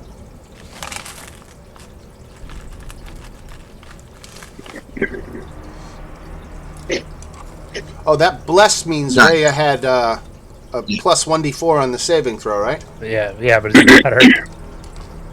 She rolled a 1. The 1. Oh, right. And it doesn't matter. You need to fix this, Dagon. Dagon, you need to fix this. This is what you do. Says Fancy. I'm gonna cast Thunderous Smite as my bonus. Which, I don't know if the... and then...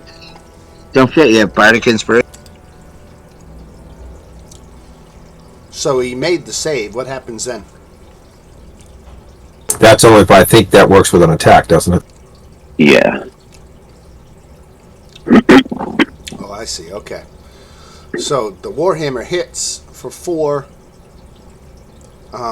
plus, and he made his save against that 8, so it's only 4. No, they save is against the future part of that. So that's a 2-part thing. Okay, all right. So he takes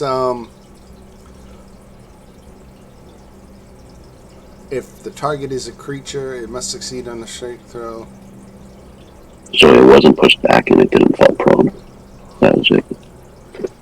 But it still takes 12 points of damage. Yeah. Alright, he's resistant to bludgeoning, so that's only 2. He is resistant to thunder, so that's only 4, so 6 points of damage. He's got a lot of resistances. Mr. Marcus. I wonder how that works. Let's see. Not quite close enough, so I'm healing word on Rhea. 5 points for Rhea. Got it back up to 37 of 58. That's it. Salim.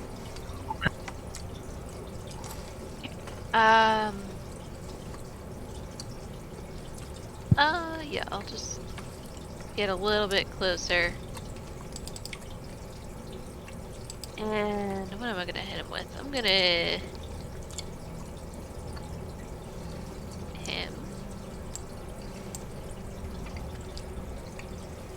Yeah, I'm gonna hit him with the Dissonant Whispers level 2.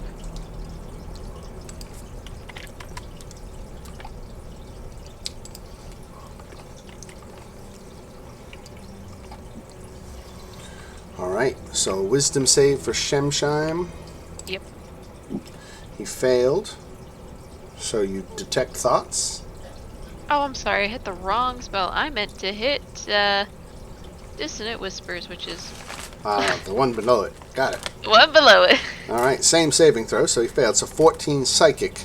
He's not immune to psychic, so he's going to take all 14 of that.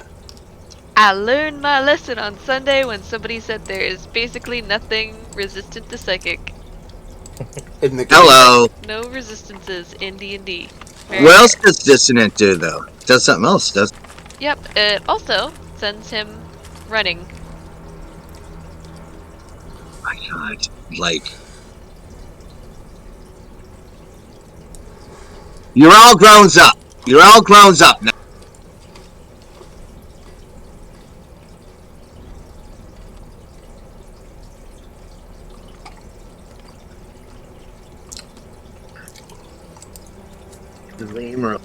So he can fly.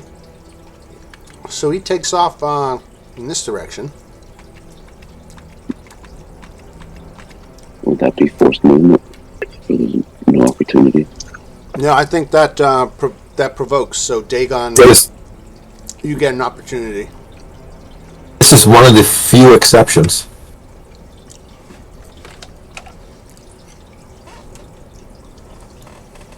It's like 106. 13 hits for 4 points of damage.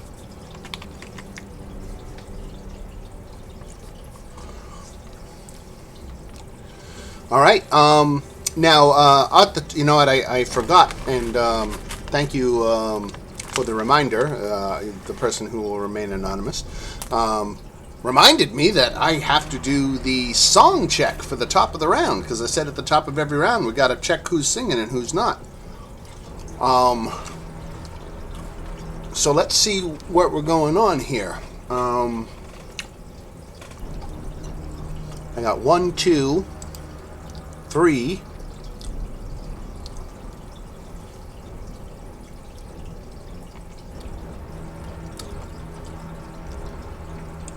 1, 2, 3, 4, 5, 6. I got 3 out of 6. So we're going to say that's enough to qualify. Here comes another. Oh, we don't make another save at that top of the thing? No, because at this point we're in a combat, so it's concentration is literally if Shemsheim hits you and is able to break your concentration, you can drop concentration willingly if you want. Did you count me? Where's Muriel? Oh, Upstairs. Okay. I'm not singing. Right, and you're the tiebreaker. Hey. Yeah, that's right. Let's see, what would it have been? It would have been random books flying off the shelves again. But you're able to resist. And we go to Cthulhu. Cthulhu now got Semsheim a little closer. She's getting uncomfortable there, but she's going to blast him for 1 fire damage. And then we go to Rhea, who is still stunned until the end of her next turn, right? Into this turn, right? Right. So she doesn't get to do much, but let's take those effects off of her. She's no longer stunned and incapacitated. She did take a bunch of damage, though, didn't she? Did I do her Constitution save? I think I did. All right. Yeah, and then I healed her. Right. I did do her Constitution save, right. All right, Kyle. I'm going to pop back out.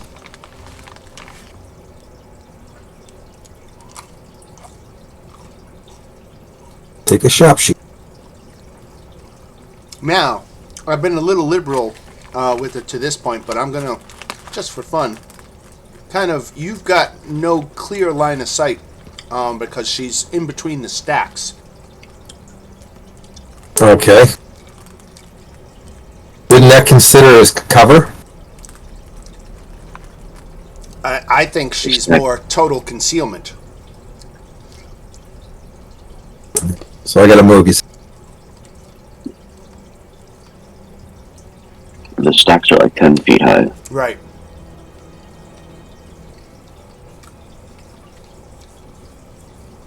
One second. Alright. I'm gonna dash, I guess. Okay.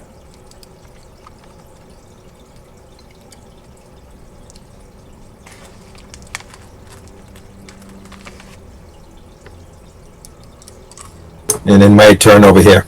Okay.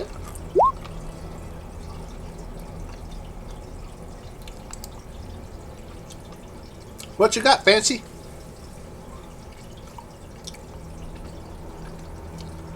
What are we exactly looking for?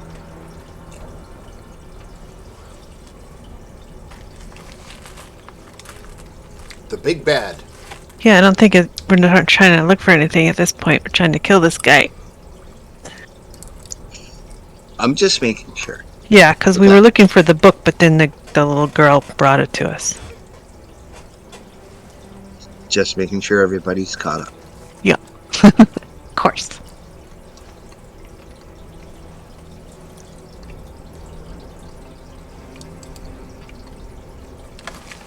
I am coming up with a plan.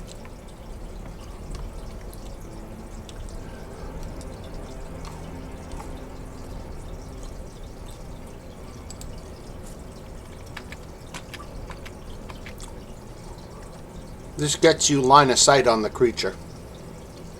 No, I know. I'm already beyond. That's a wisdom saving throw, right?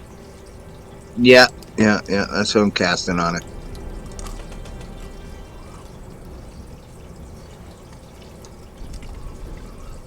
What's the secondary effect of Dissonant Whispers? It runs away. So 11 damage and it runs away. Alright.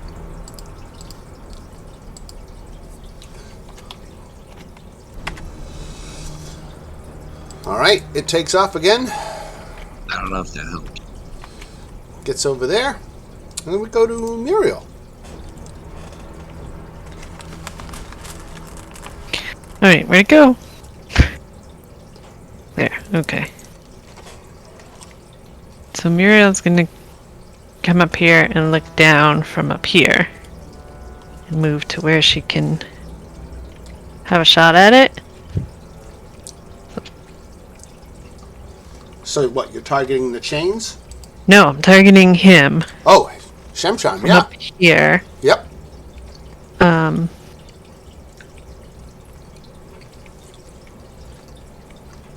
So I'm going to shoot him. Okay. Okay, but then I'm going to say, I think we need to squish him. Can we figure out how to get him on the table? don't know if my shot Not a bad plan. hit.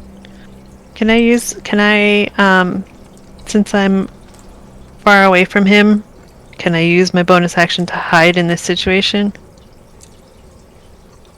Yeah, sure. Okay. Behind the railing or something. All right. So Shemsheim has had a couple of incidents of forced movement where Dagon first chased him to the other side of the room and Fancy chased him kind of back. But now that he's not being forced around, he comes down this way and sees a Marcus in front of him. Uh-oh. And let's see. So he's going to try to do the maddening touch. I think that's a hit. It is, unless I have. Nope, that's a hit. Whoops, I hit group initiative instead of quick roll. There we go. 18. Ouch. Psychic.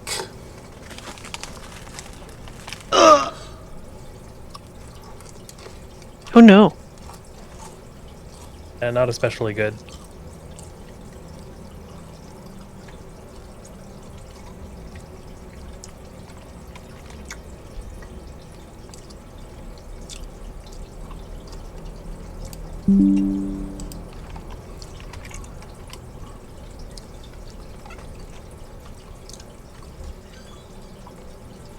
All right.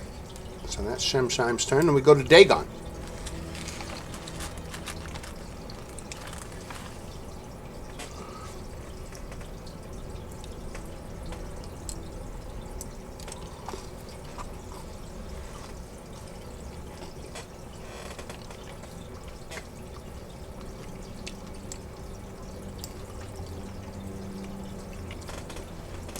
All right, so Dagon is up in Shemsheim's face.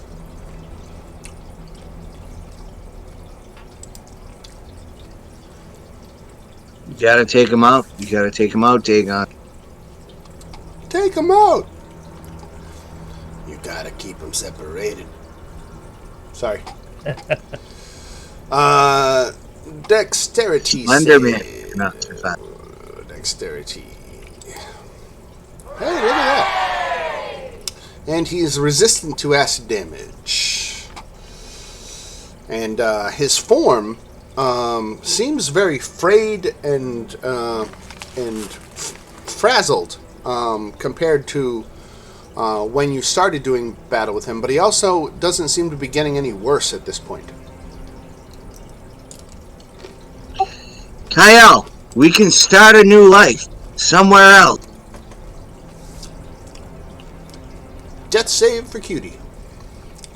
Let's go. Oh, that was close.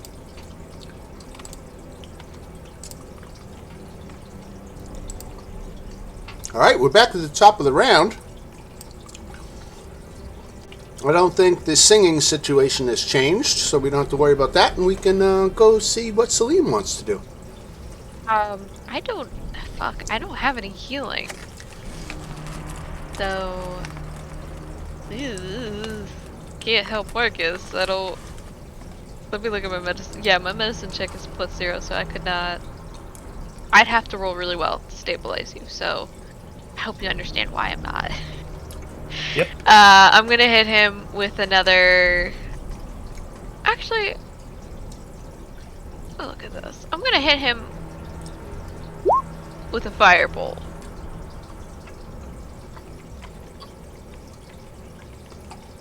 All right, firebolt 10. That's going to be a miss. Okay. Let me just double check something here. What is my minimum check again? Okay, no, I can't do anything. All right, Cthulhu, keeping it simple with the produce flame. Again, makes a connection with the target, but the target doesn't seem any worse for wear. Rhea has got her faculties again, and she comes up, and she is going to make a medicine check to stabilize poor Marcus. and fail. Kyle. So we keep hearing this thing and it's doing nothing. Right. I am targeting the book. Okay.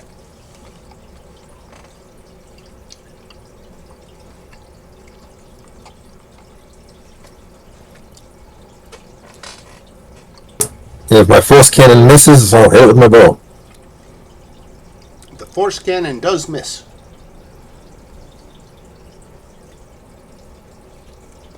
Right? And I'm not rolling that good. Oh, there we go. All right. So with the blaster pistol, you take a shot at it, and it's a hardy book. It doesn't seem to be any worse for wear for the shot.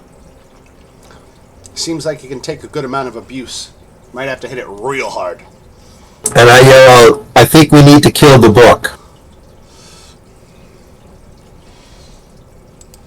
Fancy. Yeah, that doesn't make you seem crazy or anything.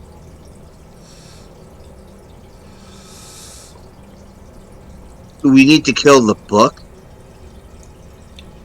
Yep, that's in my opinion. Sorry.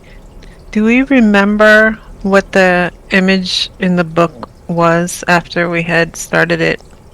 And it changed to show all of us. Is that the book? You talking about the milling grindstone? Yeah. Yeah, but it changed to show Right. us. Mariel, do you want to drop back a step and shoot the chains on the book and drop it on the book?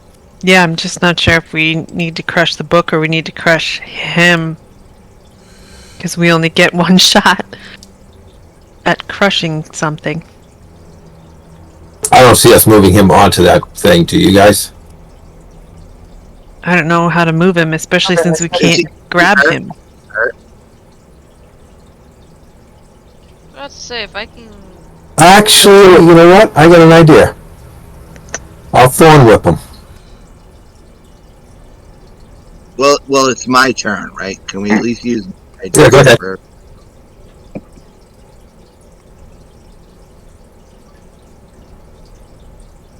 Do I have line of sight on that object? It's right. No, you have 2 stacks between you and the object. So I can. That's 90 feet away from me. I'm doing that. So, Muriel, to answer your question, I was just rereading it to make sure that I got it right. But it says the newly formed illustration in the book displays a facsimile of the Firefly Cellar, complete with cutout figures of the group. Noteworthy in the scene is the replica of the enormous sculpture hanging from the ceiling above the stacks. That's literally how it describes it, so it's probably not as satisfying an answer, but that's what it says. So, to get to the heart of your thing, is the fourth scene of the book now showing the characters crushing him on the table with the book? Right. Let's go ahead and say no, but it shows the scene with the table there and the book floating above it right now. Okay.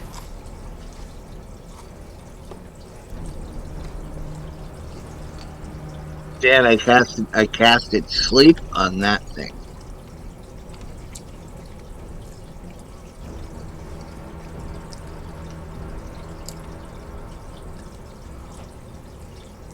Does it go by current hit points? Yep. Yeah. That's exactly what it does. So let me read sleep more carefully. You might want. Raffles. So it doesn't say it's immune to sleep. I don't know if because sleep isn't really a condition. So can you put this thing to sleep? Very last paragraph before at higher levels might be useful here. Undead and creatures immune to being charmed aren't affected by this spell.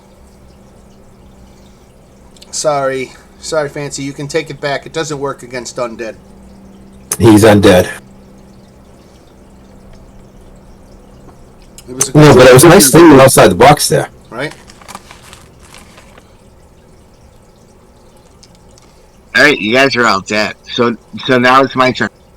Uh-huh.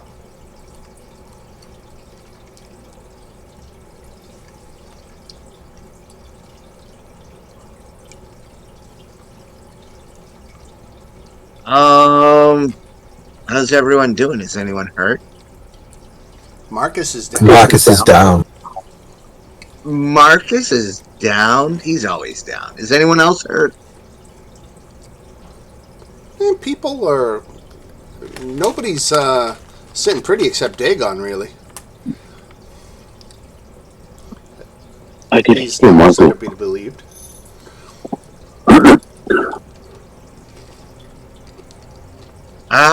This is gonna suck.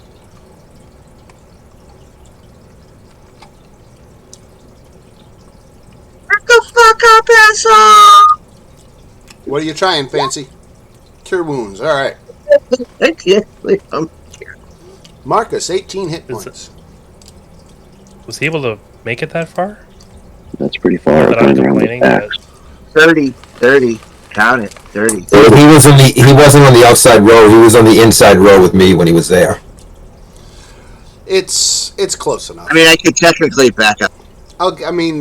Fancy's all over the place, so we give him a little, a little more lenient. He actually was 30 feet away.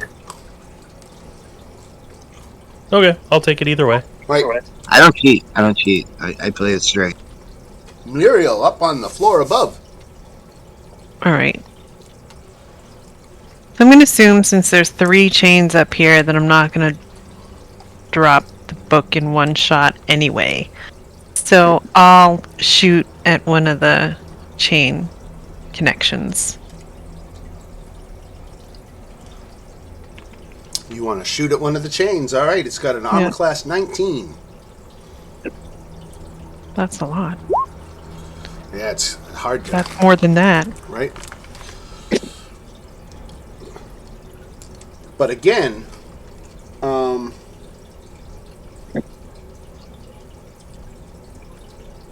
the chain's fittings in the ceiling beam above are in bad shape. So should be shooting the beam then. That's what I said. Oh. I said shoot at the chain connection is what I said. I didn't say shoot at... I gotcha. Okay.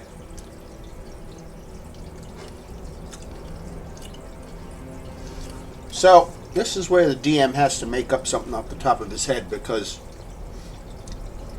it says if you do X, that could make it fall. It says alternatively to doing that, which I won't reveal to you what it is, because I want you to think of it. Striking the chains with enough force to break them makes the book fall. So it doesn't say anything about attacking the beam that it would describe as being in bad shape. So I have to decide what mechanically a beam in bad shape means in this context.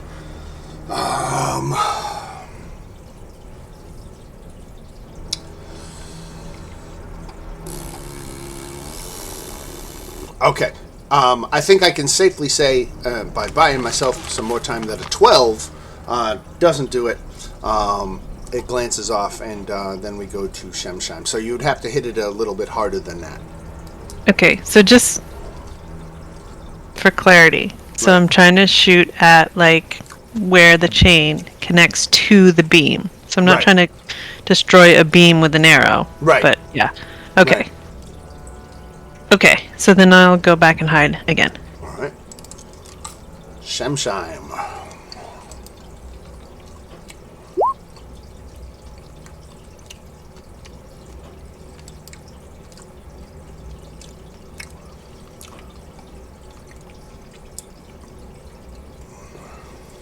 Sorry, Marcus. This is like a Marvel movie. 13? Nope. No, all right. Ability recharge? Yes! Oh, you Damn guys are in trouble next round. Dagon.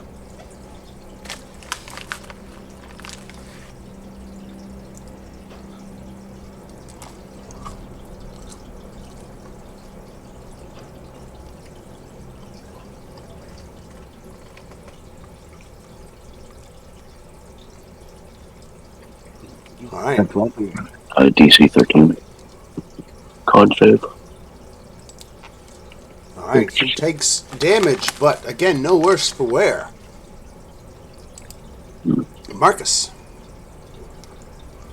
All right. I don't know if this is the best thing to do, but I think it's what Marcus would do, so I'm gonna do it. That's something I would do.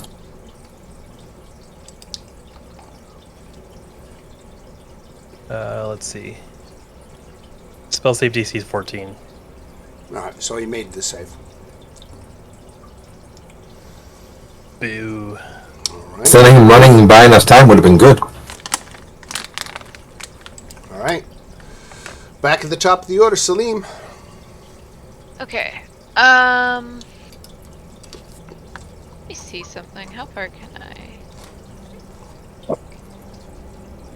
Okay, I'm gonna go over here. I have an idea. This creature has to get away from me. I'm gonna try doing dissonant whispers on it and see if I can send it towards Kyle. Okay. Where's that? Yeah, Shemshine made the save. Is that half damage on the save? Yes. Okay. So again, the damage doesn't really seem to register all that much, and he doesn't have to run, so he stays right where he is.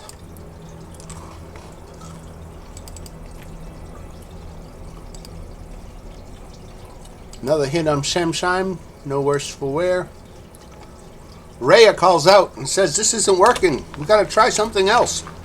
Kill the book! Kill the book! Okay, she said kill the book, alright.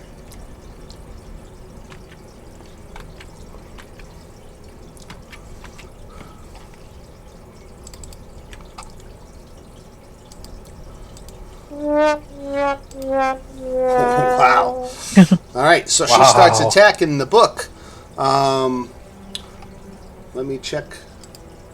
Oh, she's blessed, so D4s to those. Not that it's gonna help. Right.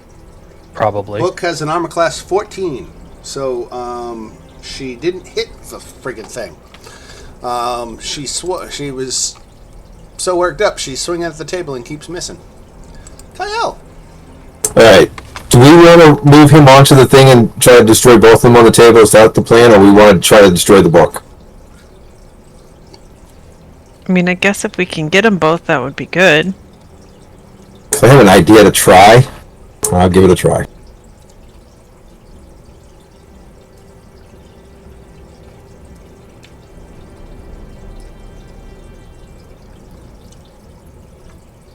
This is basically Thorn Whip.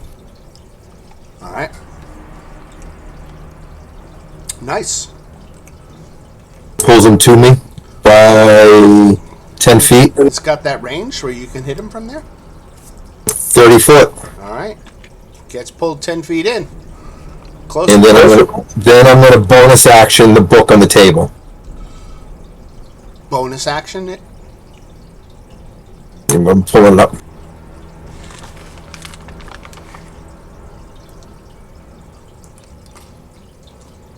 Oh, Which is the fourth cannon. Blast in the book. Yep. Alright. It's a resilient little book. It's a tough book. It has a damage threshold of 15. Alright, I'm gonna back up a little bit. Alright, that's my round. Alright, fancy.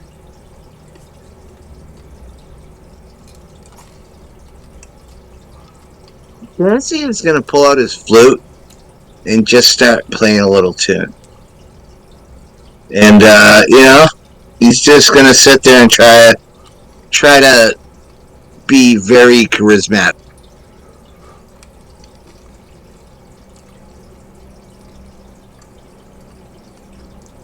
Any definitive action in that anywhere, or Yeah, he's gonna play his flute. Muriel? All right. So I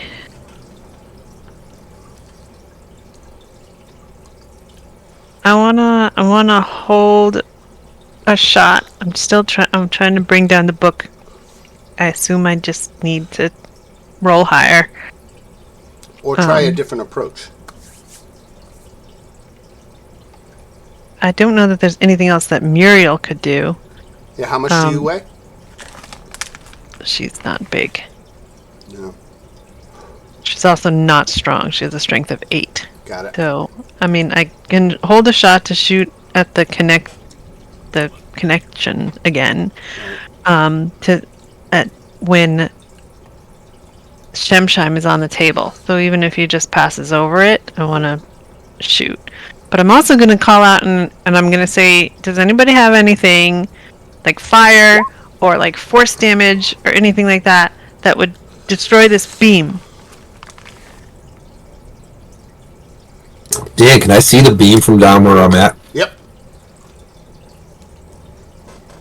Okay.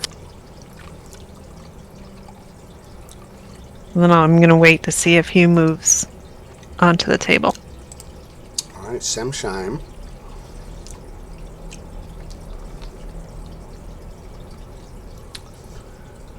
Okay, Salim is 1, Dagon is 2, Marcus is 3, Fancy is 4, Rhea is 5, Kiel is 6.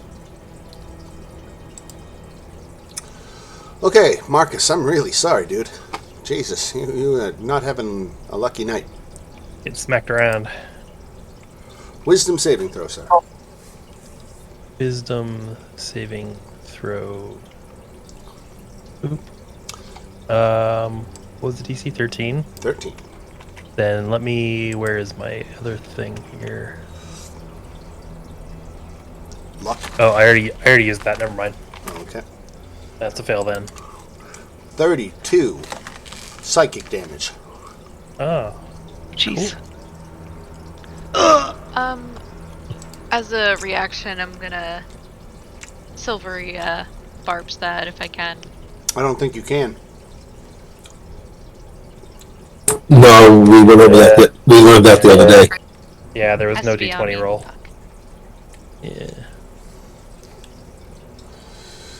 What did we say about not taking damage? Alright, so that is Shemsheim's turn. The ability does not recharge, so he'll be doing something else next turn that's a little less deadly. Then we go to Dagon. One step here. Lay on hands on Marcus for 15 points of healing. Thank you. And then I'm gonna run upstairs. That's where the beam is, right? Right, the stairs up are right here. Okay.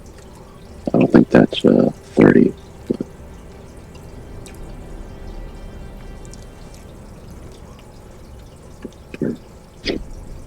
And that's it. Alright. Marcus, not dead yet. Still kicking. Let's go. So just so I don't get completely screwed next time, I'm going with Cure Wounds on myself.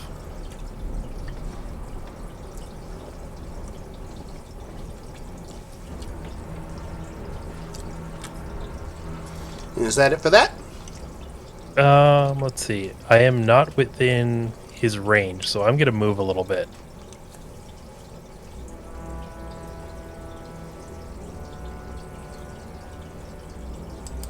That's Alright, it. Salim.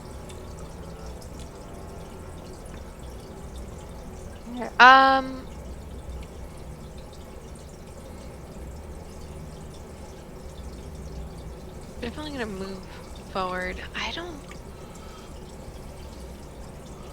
really think I have anything that I can. You know what? I'm gonna hold my action for now. If he tries to like escape, well, shit. Yeah, I really don't have anything. Fuck. Oh, you know what? Can I see the book from where I'm standing? Yes. Okay. I'm gonna take a shot at the chain holding it. Oh, absolutely, right. Armor class 19, and it's got 5 hit points. 5 hit points. Okay. You know what? This is the only spell I have that Ooh, close. Oh my god. It's a tough One more point. shot. All right, and so if that's it for Celine, we go to Cthulhu, who is picking up what you guys are putting down, and she goes upstairs.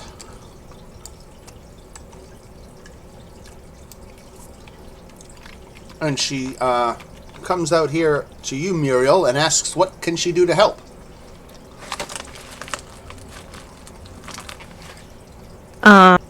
You have fire. Can you burn this beam? All right. So when I say beam, I think it's more of stonework than it is an actual wooden beam. Oh. But the fact is you can still target it. Okay. So she is going to try to target it with her attack on her next turn. Rhea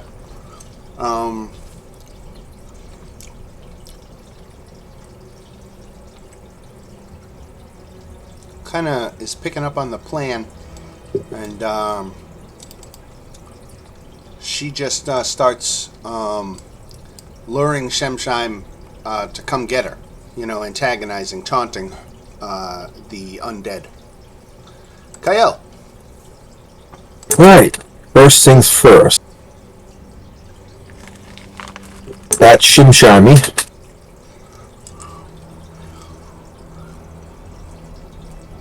That misses, doesn't it? It does. Should I wait to drop the book or drop the book anyways?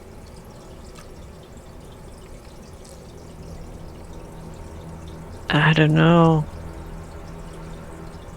I've got a shot that I can probably take it out and drop it. We only have one try, but we might be making this more difficult than it has to be. So I don't know. That's what I'm kind of thinking too. Alright, hell with it. And it doesn't matter anyways. All right. Fancy, what do you got? So, as far as I know, we have no enemy. Right in front of you, dude.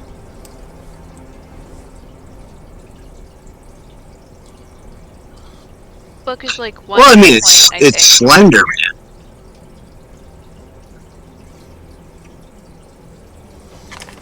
What you got in your bag of tricks? I'm going to slap him as hard as I can.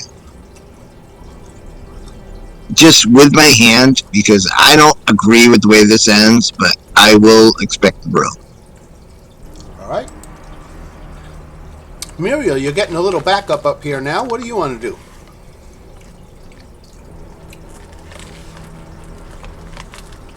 I'm gonna resume holding my attack until he sets a foot on that table. Well, I'll give you that the beam can be weakened with 3 direct hits. So you haven't had nobody's had any direct hits on it yet. Okay. Okay, that's good information. Then I will attack it. Okay. Shoot. There. All right, close. And then we've got Mr. Shemsheim himself. Again, here, let's see, he's got, his ability didn't recharge last round, so what does he have to do this round? He's got Fancy right in front of him. So he's going to hit Fancy with the Maddening Touch. 16, I think, hits Fancy. Okay, that's fine. For, wow, bad damage roll. 15 points of damage. That's fine. How many hit points you got now? How many did I lose before?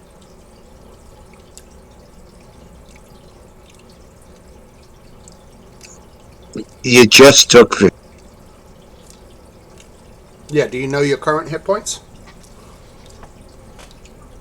You know what? I'm going to be fair. I'm just going to put it on 5, and I have 5 hit.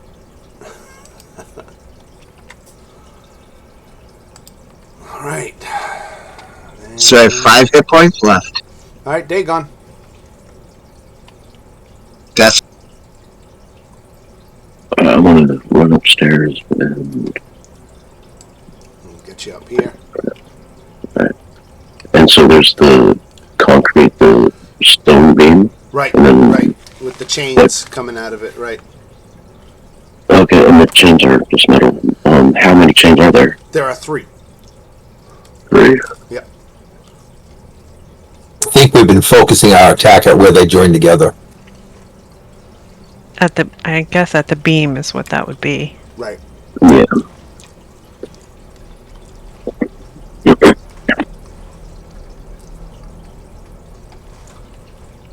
Um,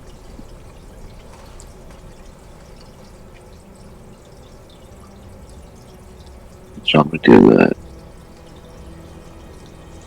Let's see what you get.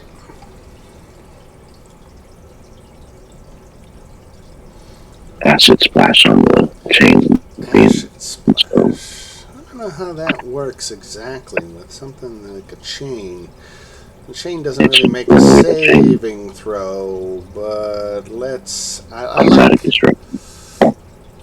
I like where you're going with this. We're going to say the acid has taken care of one of the chains. That you got it on the chain. One of the chains has broken, Okay. and so the whole sculpture jolts and shifts, and little dust particles rain down from the ceiling, and it's slightly rocking as it settles back down. And when we go to Marcus. Okay.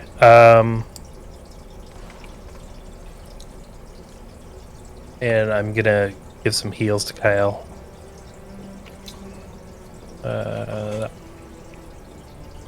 Thank you.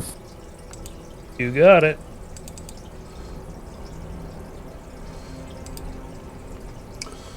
And if that is it for Marcus, we come to the top of the round in Salim.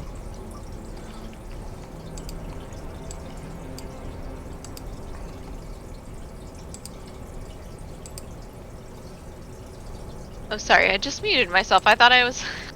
Sorry, is that thing still hanging on? The book? It is.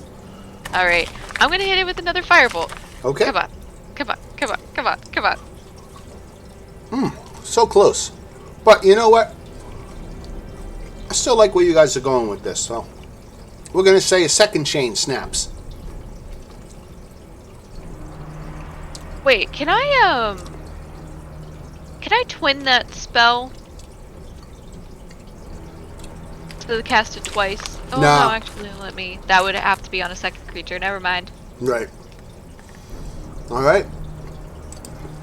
Cthulhu up here is going to take her shot at the remaining chain.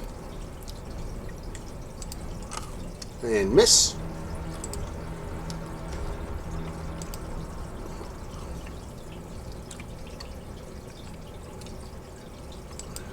Rhea, again, was just calling Shemsheim to come get her. Kiel. Alright, I'm going to try to drag him again.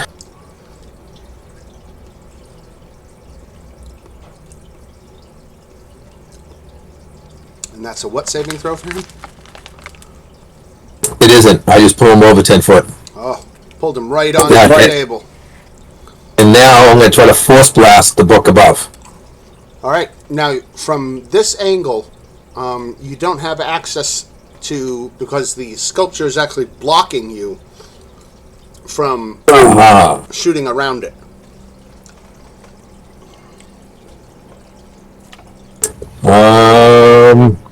there's no sense in me shooting him again. Probably not. Actually, I'm going to shoot the book. All right. So, we're going to say the book gets blasted and skitters off the table onto the floor nearby. We got to get that back on the table. Fancy, what you got? Fancy, can you toss the book back on the table?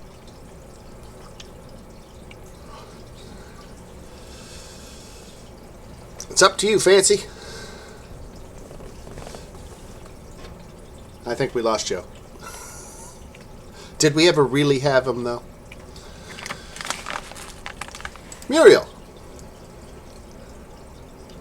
Can we say that he put it back on the table? Is that what everybody wants? Yeah, that's probably what I would have done in my turn.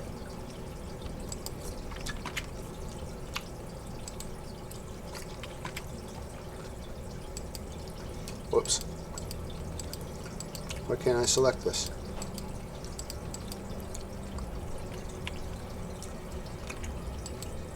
There we go. There's a lot of effort just to move a book.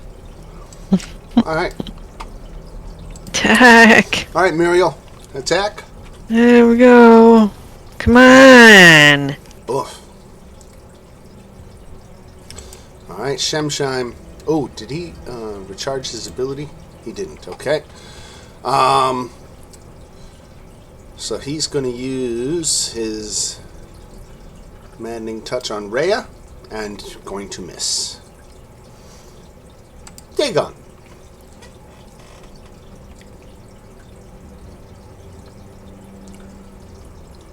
So up here, all three chains are broken? Or is No, there still there's one left? one remaining. Okay. So I'll hit that with the acid splash. Not quite enough on that one. Yeah. All right, Marcus.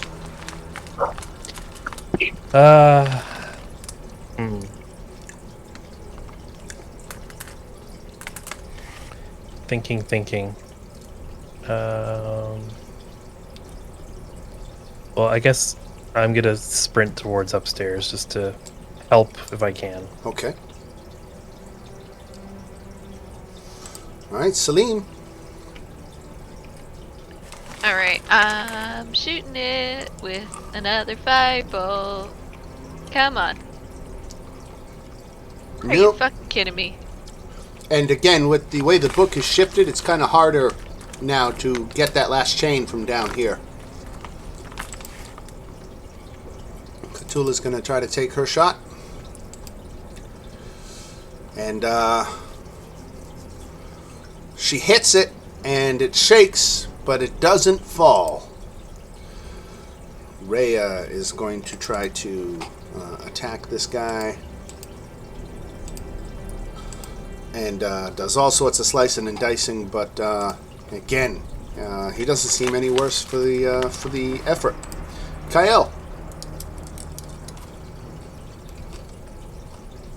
He's going to stay on her, I would think, by now. So I'm going to dash upstairs. All right, Fancy, what you got? Still no Joe. Muriel. I'm gonna try again.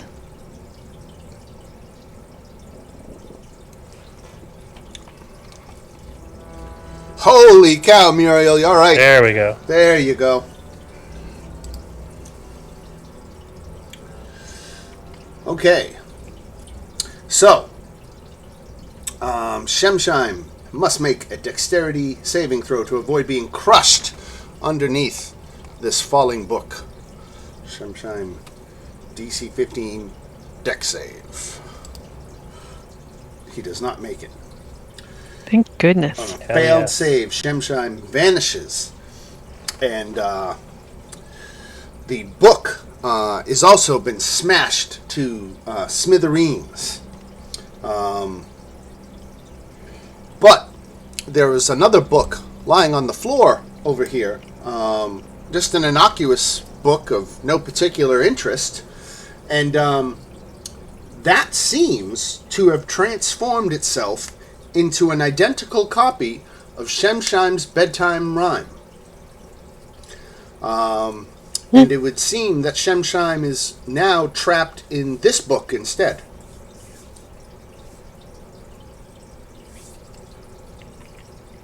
So we didn't destroy him, but we re-trapped him. Right. Okay, well that's okay. Don't touch the book. I guess that would be a different definition than innocuous. I take your point. Okay. All right. So, Varnir, the elderly elf who saw this and recognized it from when it happened 600 years ago,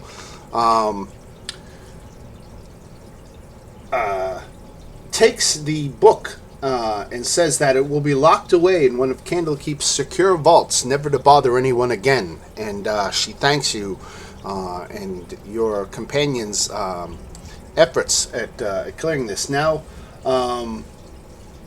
the curse is ended. None of you have that song going in your head. None of you feel compelled to sing it anymore. So congratulations. And Varmir, for your trouble, rewards the party with a bag of holding. Ooh, that's nice. I don't think I could listen to that young girl one more time. We went through that for a bag of holding. Hey, it's a bag of holding. It's a good item. It would be a lot easier to carry our dragon hordes now. Right? Refer to my Mr. Krabs gif on how I'm feeling after the session.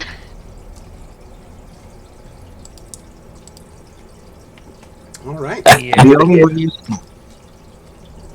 At least I'm not singing the damn song anymore. Right? Yeah. So, with that, once you get out of quarantine, you find out that you have been approved to enter through the Emerald Door and enter the main part of the keep. You meet up with your old companion, Fallister Fisk, who leads you through the towering edifice of that houses hundreds of monks and wizards and thousands of books and scrolls. As you meander through the keep, helpful monks stop to offer directions, but Fallister tells them he knows where he's going. He's going to Silvira's laboratory, located in one of Candlekeep's spires. The walls of this circular tower chamber are punctuated by arched windows that are currently shuttered. Bookcases filled with eldritch volumes stand between the windows, while tables are crowded with specimen jars, alchemical equipment, and other clutter. Engraved into the floor of this chamber is a large 9-pointed star. A middle-aged tiefling dressed in wizardly robes stands by one of the windows, caught in a fugue of intense contemplation. Perched on the corner of a table nearby is a spindly little demon with warty green skin, buggy eyes, thin black horns, and a whip-like tail. "I can't tell you how pleased I am to see you," says the tiefling. "What have you brought me?" Now, Silvira Savakis is a tiefling archmage and one of Candlekeep's foremost sages, specializing in knowledge of the outer planes. She speaks several languages, has this quasi-familiar named Jezebel, and Fallister says that he introduces all of you and explains how you came across this infernal puzzle box,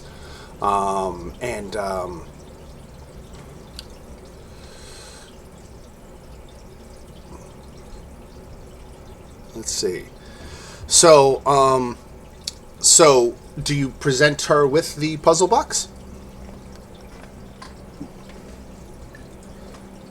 Sure, why not?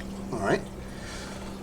I've been suspicious of the High Overseer of Elturel for a long time, but no one wanted to hear my concerns, because Thavius Krieg was widely regarded as a hero who saved his city from an undead scourge, giving rise to the holy nation of Elturgard. Hailed as a savior, Thavius made all the citizens of Elturel swear an oath called the Creed Resolute, which binds them to defend the nation of Elturgard. I met him years ago, and my instincts told me he was a charlatan.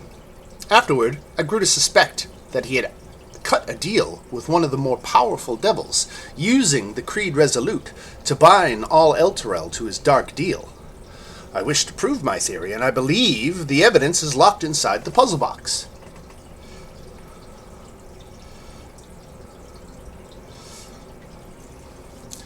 So, you present her the box, and she examines it, and asks Jezebel, her quasit, to fetch her a flask of dark liquid. She pours a small amount into the maze-like troughs carved into the box's surface. She then tips the box so that the liquid flows in certain directions through the maze-like patterns, until the box's horn inlays pop loose and it breaks apart. Inside the box is a stack of 9 chain-linked plates, each 3 inches on a side, cast of dark iron, and stamped with infernal runes. Anyone who understands infernal could translate to... Now, Silvira certainly speaks infernal, but she asks if any of you speak. Yes, I do. I think so. Yes. All right. I missed that class. So, so she employs you to read it. She thinks she knows what it says already, but she's too excited and wants you, Marcus, to go ahead and read it. And you do so. Unless I can, you know what? I'm tired of reading. I'm going to make you read. Hold on. Where's Marcus? Son of a bitch. Here. I just texted you in Discord. Alright. Oh god, that's a lot of words. That is so much longer than I thought it was going to be. TLDR. Holy shit. Okay. Be it known to all that I, Thavius Krieg, High Overseer of Elturel, have sworn to my master, Zariel, Lord of Avernus, to keep the agreements contained in this oath. I hereby submit to Zariel in all matters and for all time. I will place her above all creatures living and dead. I will obey her all my days and beyond with fear and servility. I recognize the dispensation of the device called the Solar Insidiator, hereafter called the Companion. In my capacity as High Overseer of Elturel and its vassal territories, I acknowledge that all lands failing under the light of the Companion are forfeit to Zariel. All persons bound by oath to defend Elturel are also considered forfeit. I further recognize that this dispensation will last 50 years, after which the Companion will return whence it came, taking Elturel and its oath-bound defenders with it, if that is Zariel's wish. All this is my everlasting pledge. Bravo, sir. Excellent. Thank you for that. You gave me a break from reading. I appreciate it. Sorry to put you on the spot. But this is the contract that Thavius Krieg worked out with the Archdevil Zariel. So he is guilty for what happened to Elturel and all of its citizens. Rhea is so stung by the revelation that she collapses onto the floor and weeps for Elturel.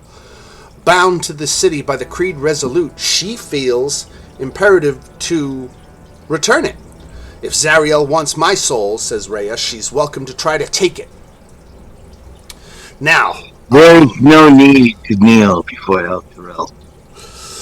so... Oh, wait. I just saw there was more to this text. As a duly designated representative of the city, county, and state of New York, I order you cease any and all supernatural activity and return forthwith to your place of origin or to the nearest convenient parallel dimension. That was the tagline at the end there. I missed that. I love you. You got 14 minutes to use it, but you got 2 inspiration for that one. Now,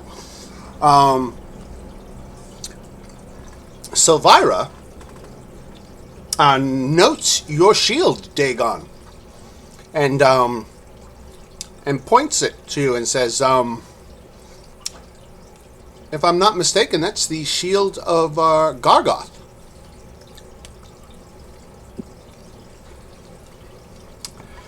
Have you been feeling okay since you came into possession of it? I've been feeling never better. Looks fine to me. This I feel good. shield is a symbol of good's triumph over evil. Gazing at such beauty, one can easily overlook the terrible force bound within it. Gargoth, I believe, is its name, though it calls itself the Hidden Lord. It was a pit fiend sent by Asmodeus to corrupt mortals on the material plane, and there it amassed such a following as to rival that of the gods.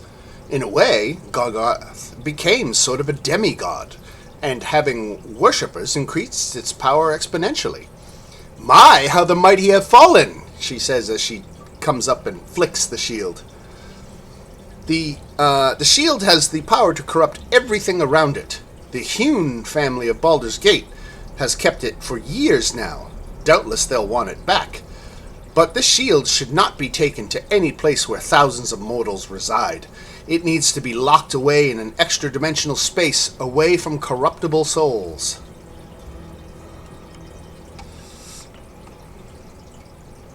I think it's perfectly fine on my person. I'll keep a close eye on it. Thank you for your concern, though.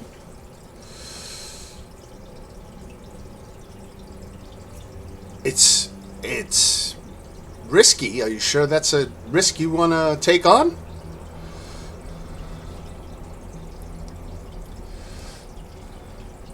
Yes. Like I said, I haven't felt better since I've gotten this. Everything's perfectly fine. Trust me. Fancy as your back. You can do that. So, Dagon, you receive a telepathic message from Gargoth. Take me to the 9 hells, and I'll swear to serve you faithfully as both guide and advisor.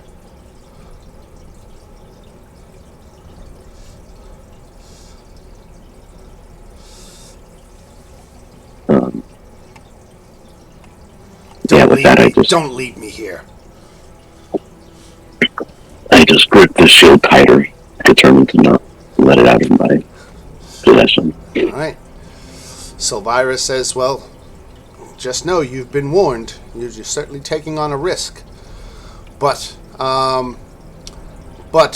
with that, we've got to get you down to Elturel to see if there's any way that we can reverse this this horrible tragedy and save these people and thwart Zariel's plans.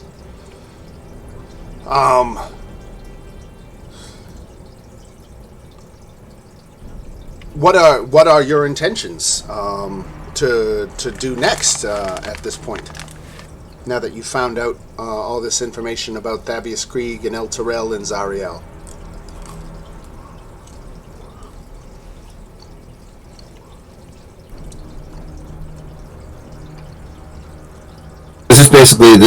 We have no other threads left. This is what we want to do next at this point. Pretty much. Yeah. You guys want to go to hell? I do. Go to hell, man. Guess that's what we're here for, right? I guess feel like- now is the time to ask, have I received a package yet? Has any bird come for me? God damn it. Nothing Am yet. I going with or without Eldritch Blast? I must know. Nothing yet. If we're gonna go to hell, can we please prepare for Long sleep. We definitely need to sleep before we go to hell. And maybe level up. Oh, okay, so she has a map of Avernus. Where is the map to Avernus? Player, Chapter 3 handouts. Fancy has no problem going to hell, but he needs to sleep first because Yeah. Okay, I got this. Here we go. Alright, now I scroll back up here. Where was I?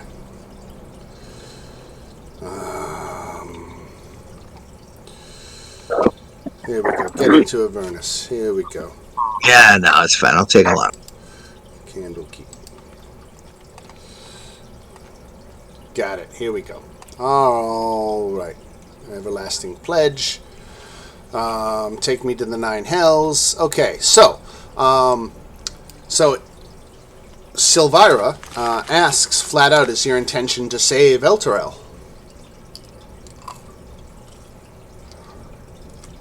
We can save a city on our off time. Of course. All right. She says she has a map of Avernus, and she's going to let you study it. She does give you a word of caution, though. This map might not be entirely reliable. The creator went mad making it.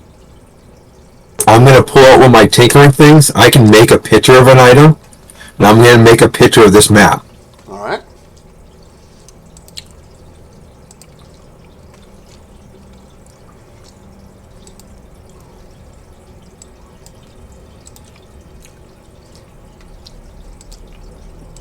Again, the person who made this map went insane, so it might not be entirely reliable.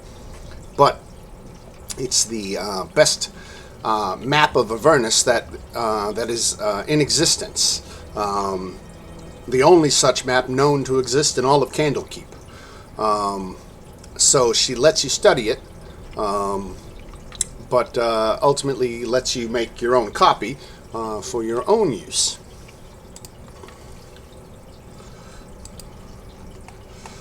Okay, so then, all right, so with the business with the box settled, you know what the contract was. Where did you leave Thavius Krieg, by the way? You left him with the authorities in Baldur's Gate, right? Mm-hmm. Yep. No word. You would have no way of knowing what's been happening with him over the past few days.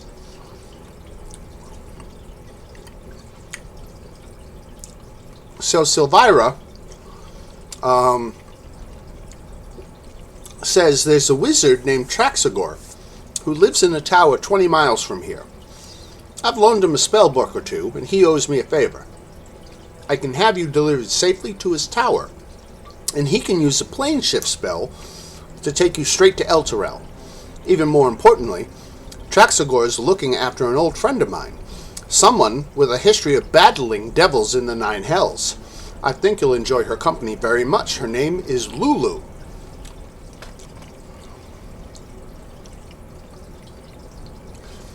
So you need not leave for Traxagor's tower right away. If you wish to remain in Candlekeep for a while, Silvira is happy to accommodate you. Rhea is impatient the longer you stay. And Fallister Fisk parts company with you at this point, choosing to remain at Candlekeep for a few days before returning to Baldur's Gate.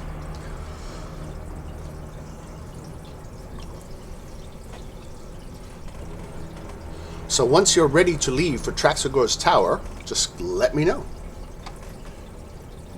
Maybe you want to do a long rest first? Yes. We can definitely do that. Let's roll. We're going to hell. Should we get some more food supplies?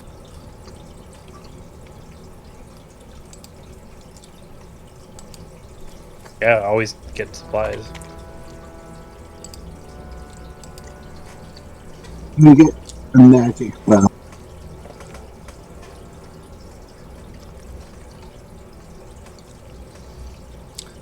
So what kind of supplies do you want? Couldn't give it to. I'm trying to see how much weight I've got on me.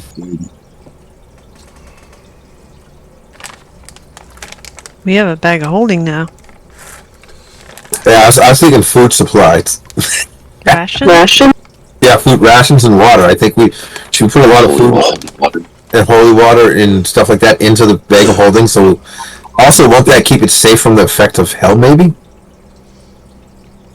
Silvira could tell you that an extra dimensional space operating on another plane is probably still subject to all the rules of that plane.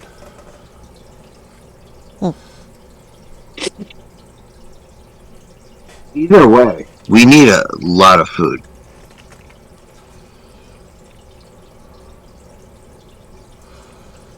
So, Get, like, 30 Silvira, days. We're about to go on an adventure. Like, we need a lot of food. We're on an adventure. We can't be worried about, running out of snacks.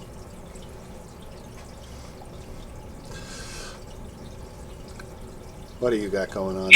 And I don't like it when you minimalize all of our hardships. Oh, that's isn't that my job? He doesn't minimize it, he increases them. Right.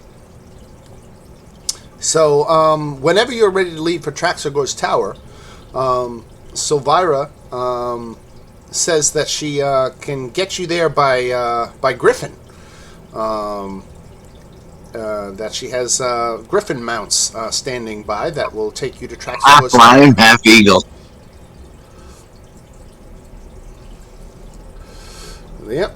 Can we stop by the other city on the way? On. Now, these Griffins are going to have instructions to take you straight to Traxagor's Tower. This is like in the Lord of the Rings when they could have just taken the bird straight to Mordor, but no. They have specific instructions. We need to do this, kids. Right. Just imagine the hair blowing through your wind. You know what I mean? I know what you mean. All right. So, where does that leave us? Do we want to wrap up on this thread right here, or do we want to make the last thing we do the trip to Traxagor's Tower? Anyone do We're way too extreme. Depends Hold on on how a second. So long. we end it here, and Probably leave it here. All right. Sounds good then. That's what we will do. Shemsheim has been defeated. The curse has been lifted. You are at Candlekeep. You have discovered Thavius Krieg's the detail of his deal with Zariel. You were counseled by Silvira to maybe leave that demon-possessed shield behind, but Dagon said he was going to be okay and is going to ride it out. And so, yeah, some significant developments tonight. So thank you all for being here for the last 3 hours. And when we pick up next week, we'll be back into the Descent into Avernus storyline completely again. And after our little side quest here in Candlekeep. And we'll see what hell has to offer. It'll be my first time playing in the plane of Avernus, so I'm excited to see what that's like. I got a whole little cheat sheet here of all the things that is particular to Avernus. It says, for example, everyone's unhappy, everything's awful. Here's an interesting thing about death saves in Avernus. When a character fails a death save in the Nine Hells, an archdevil may contact that character telepathically and offer assistance. So the fact is, you might have, being on death's door and got some devil going, I'll give you, a 20 on your next death save as long as you promise your soul to me after you die. So we'll see. I'm going to have to do some research to find out what happens to a character if they sell their soul. Oh, that's fun. But on that note, that will be some of my homework for next week, and I will leave you all to it. And again, thank you all, and have a great night. And we will see you in the chat before next Tuesday. I had a blast playing with all you guys. You guys are fucking up. Thank you, Joe. All right, everybody. Yeah. You all good? Yep. All right. Bye. Peace out, everybody. All right. Bye bye. Have a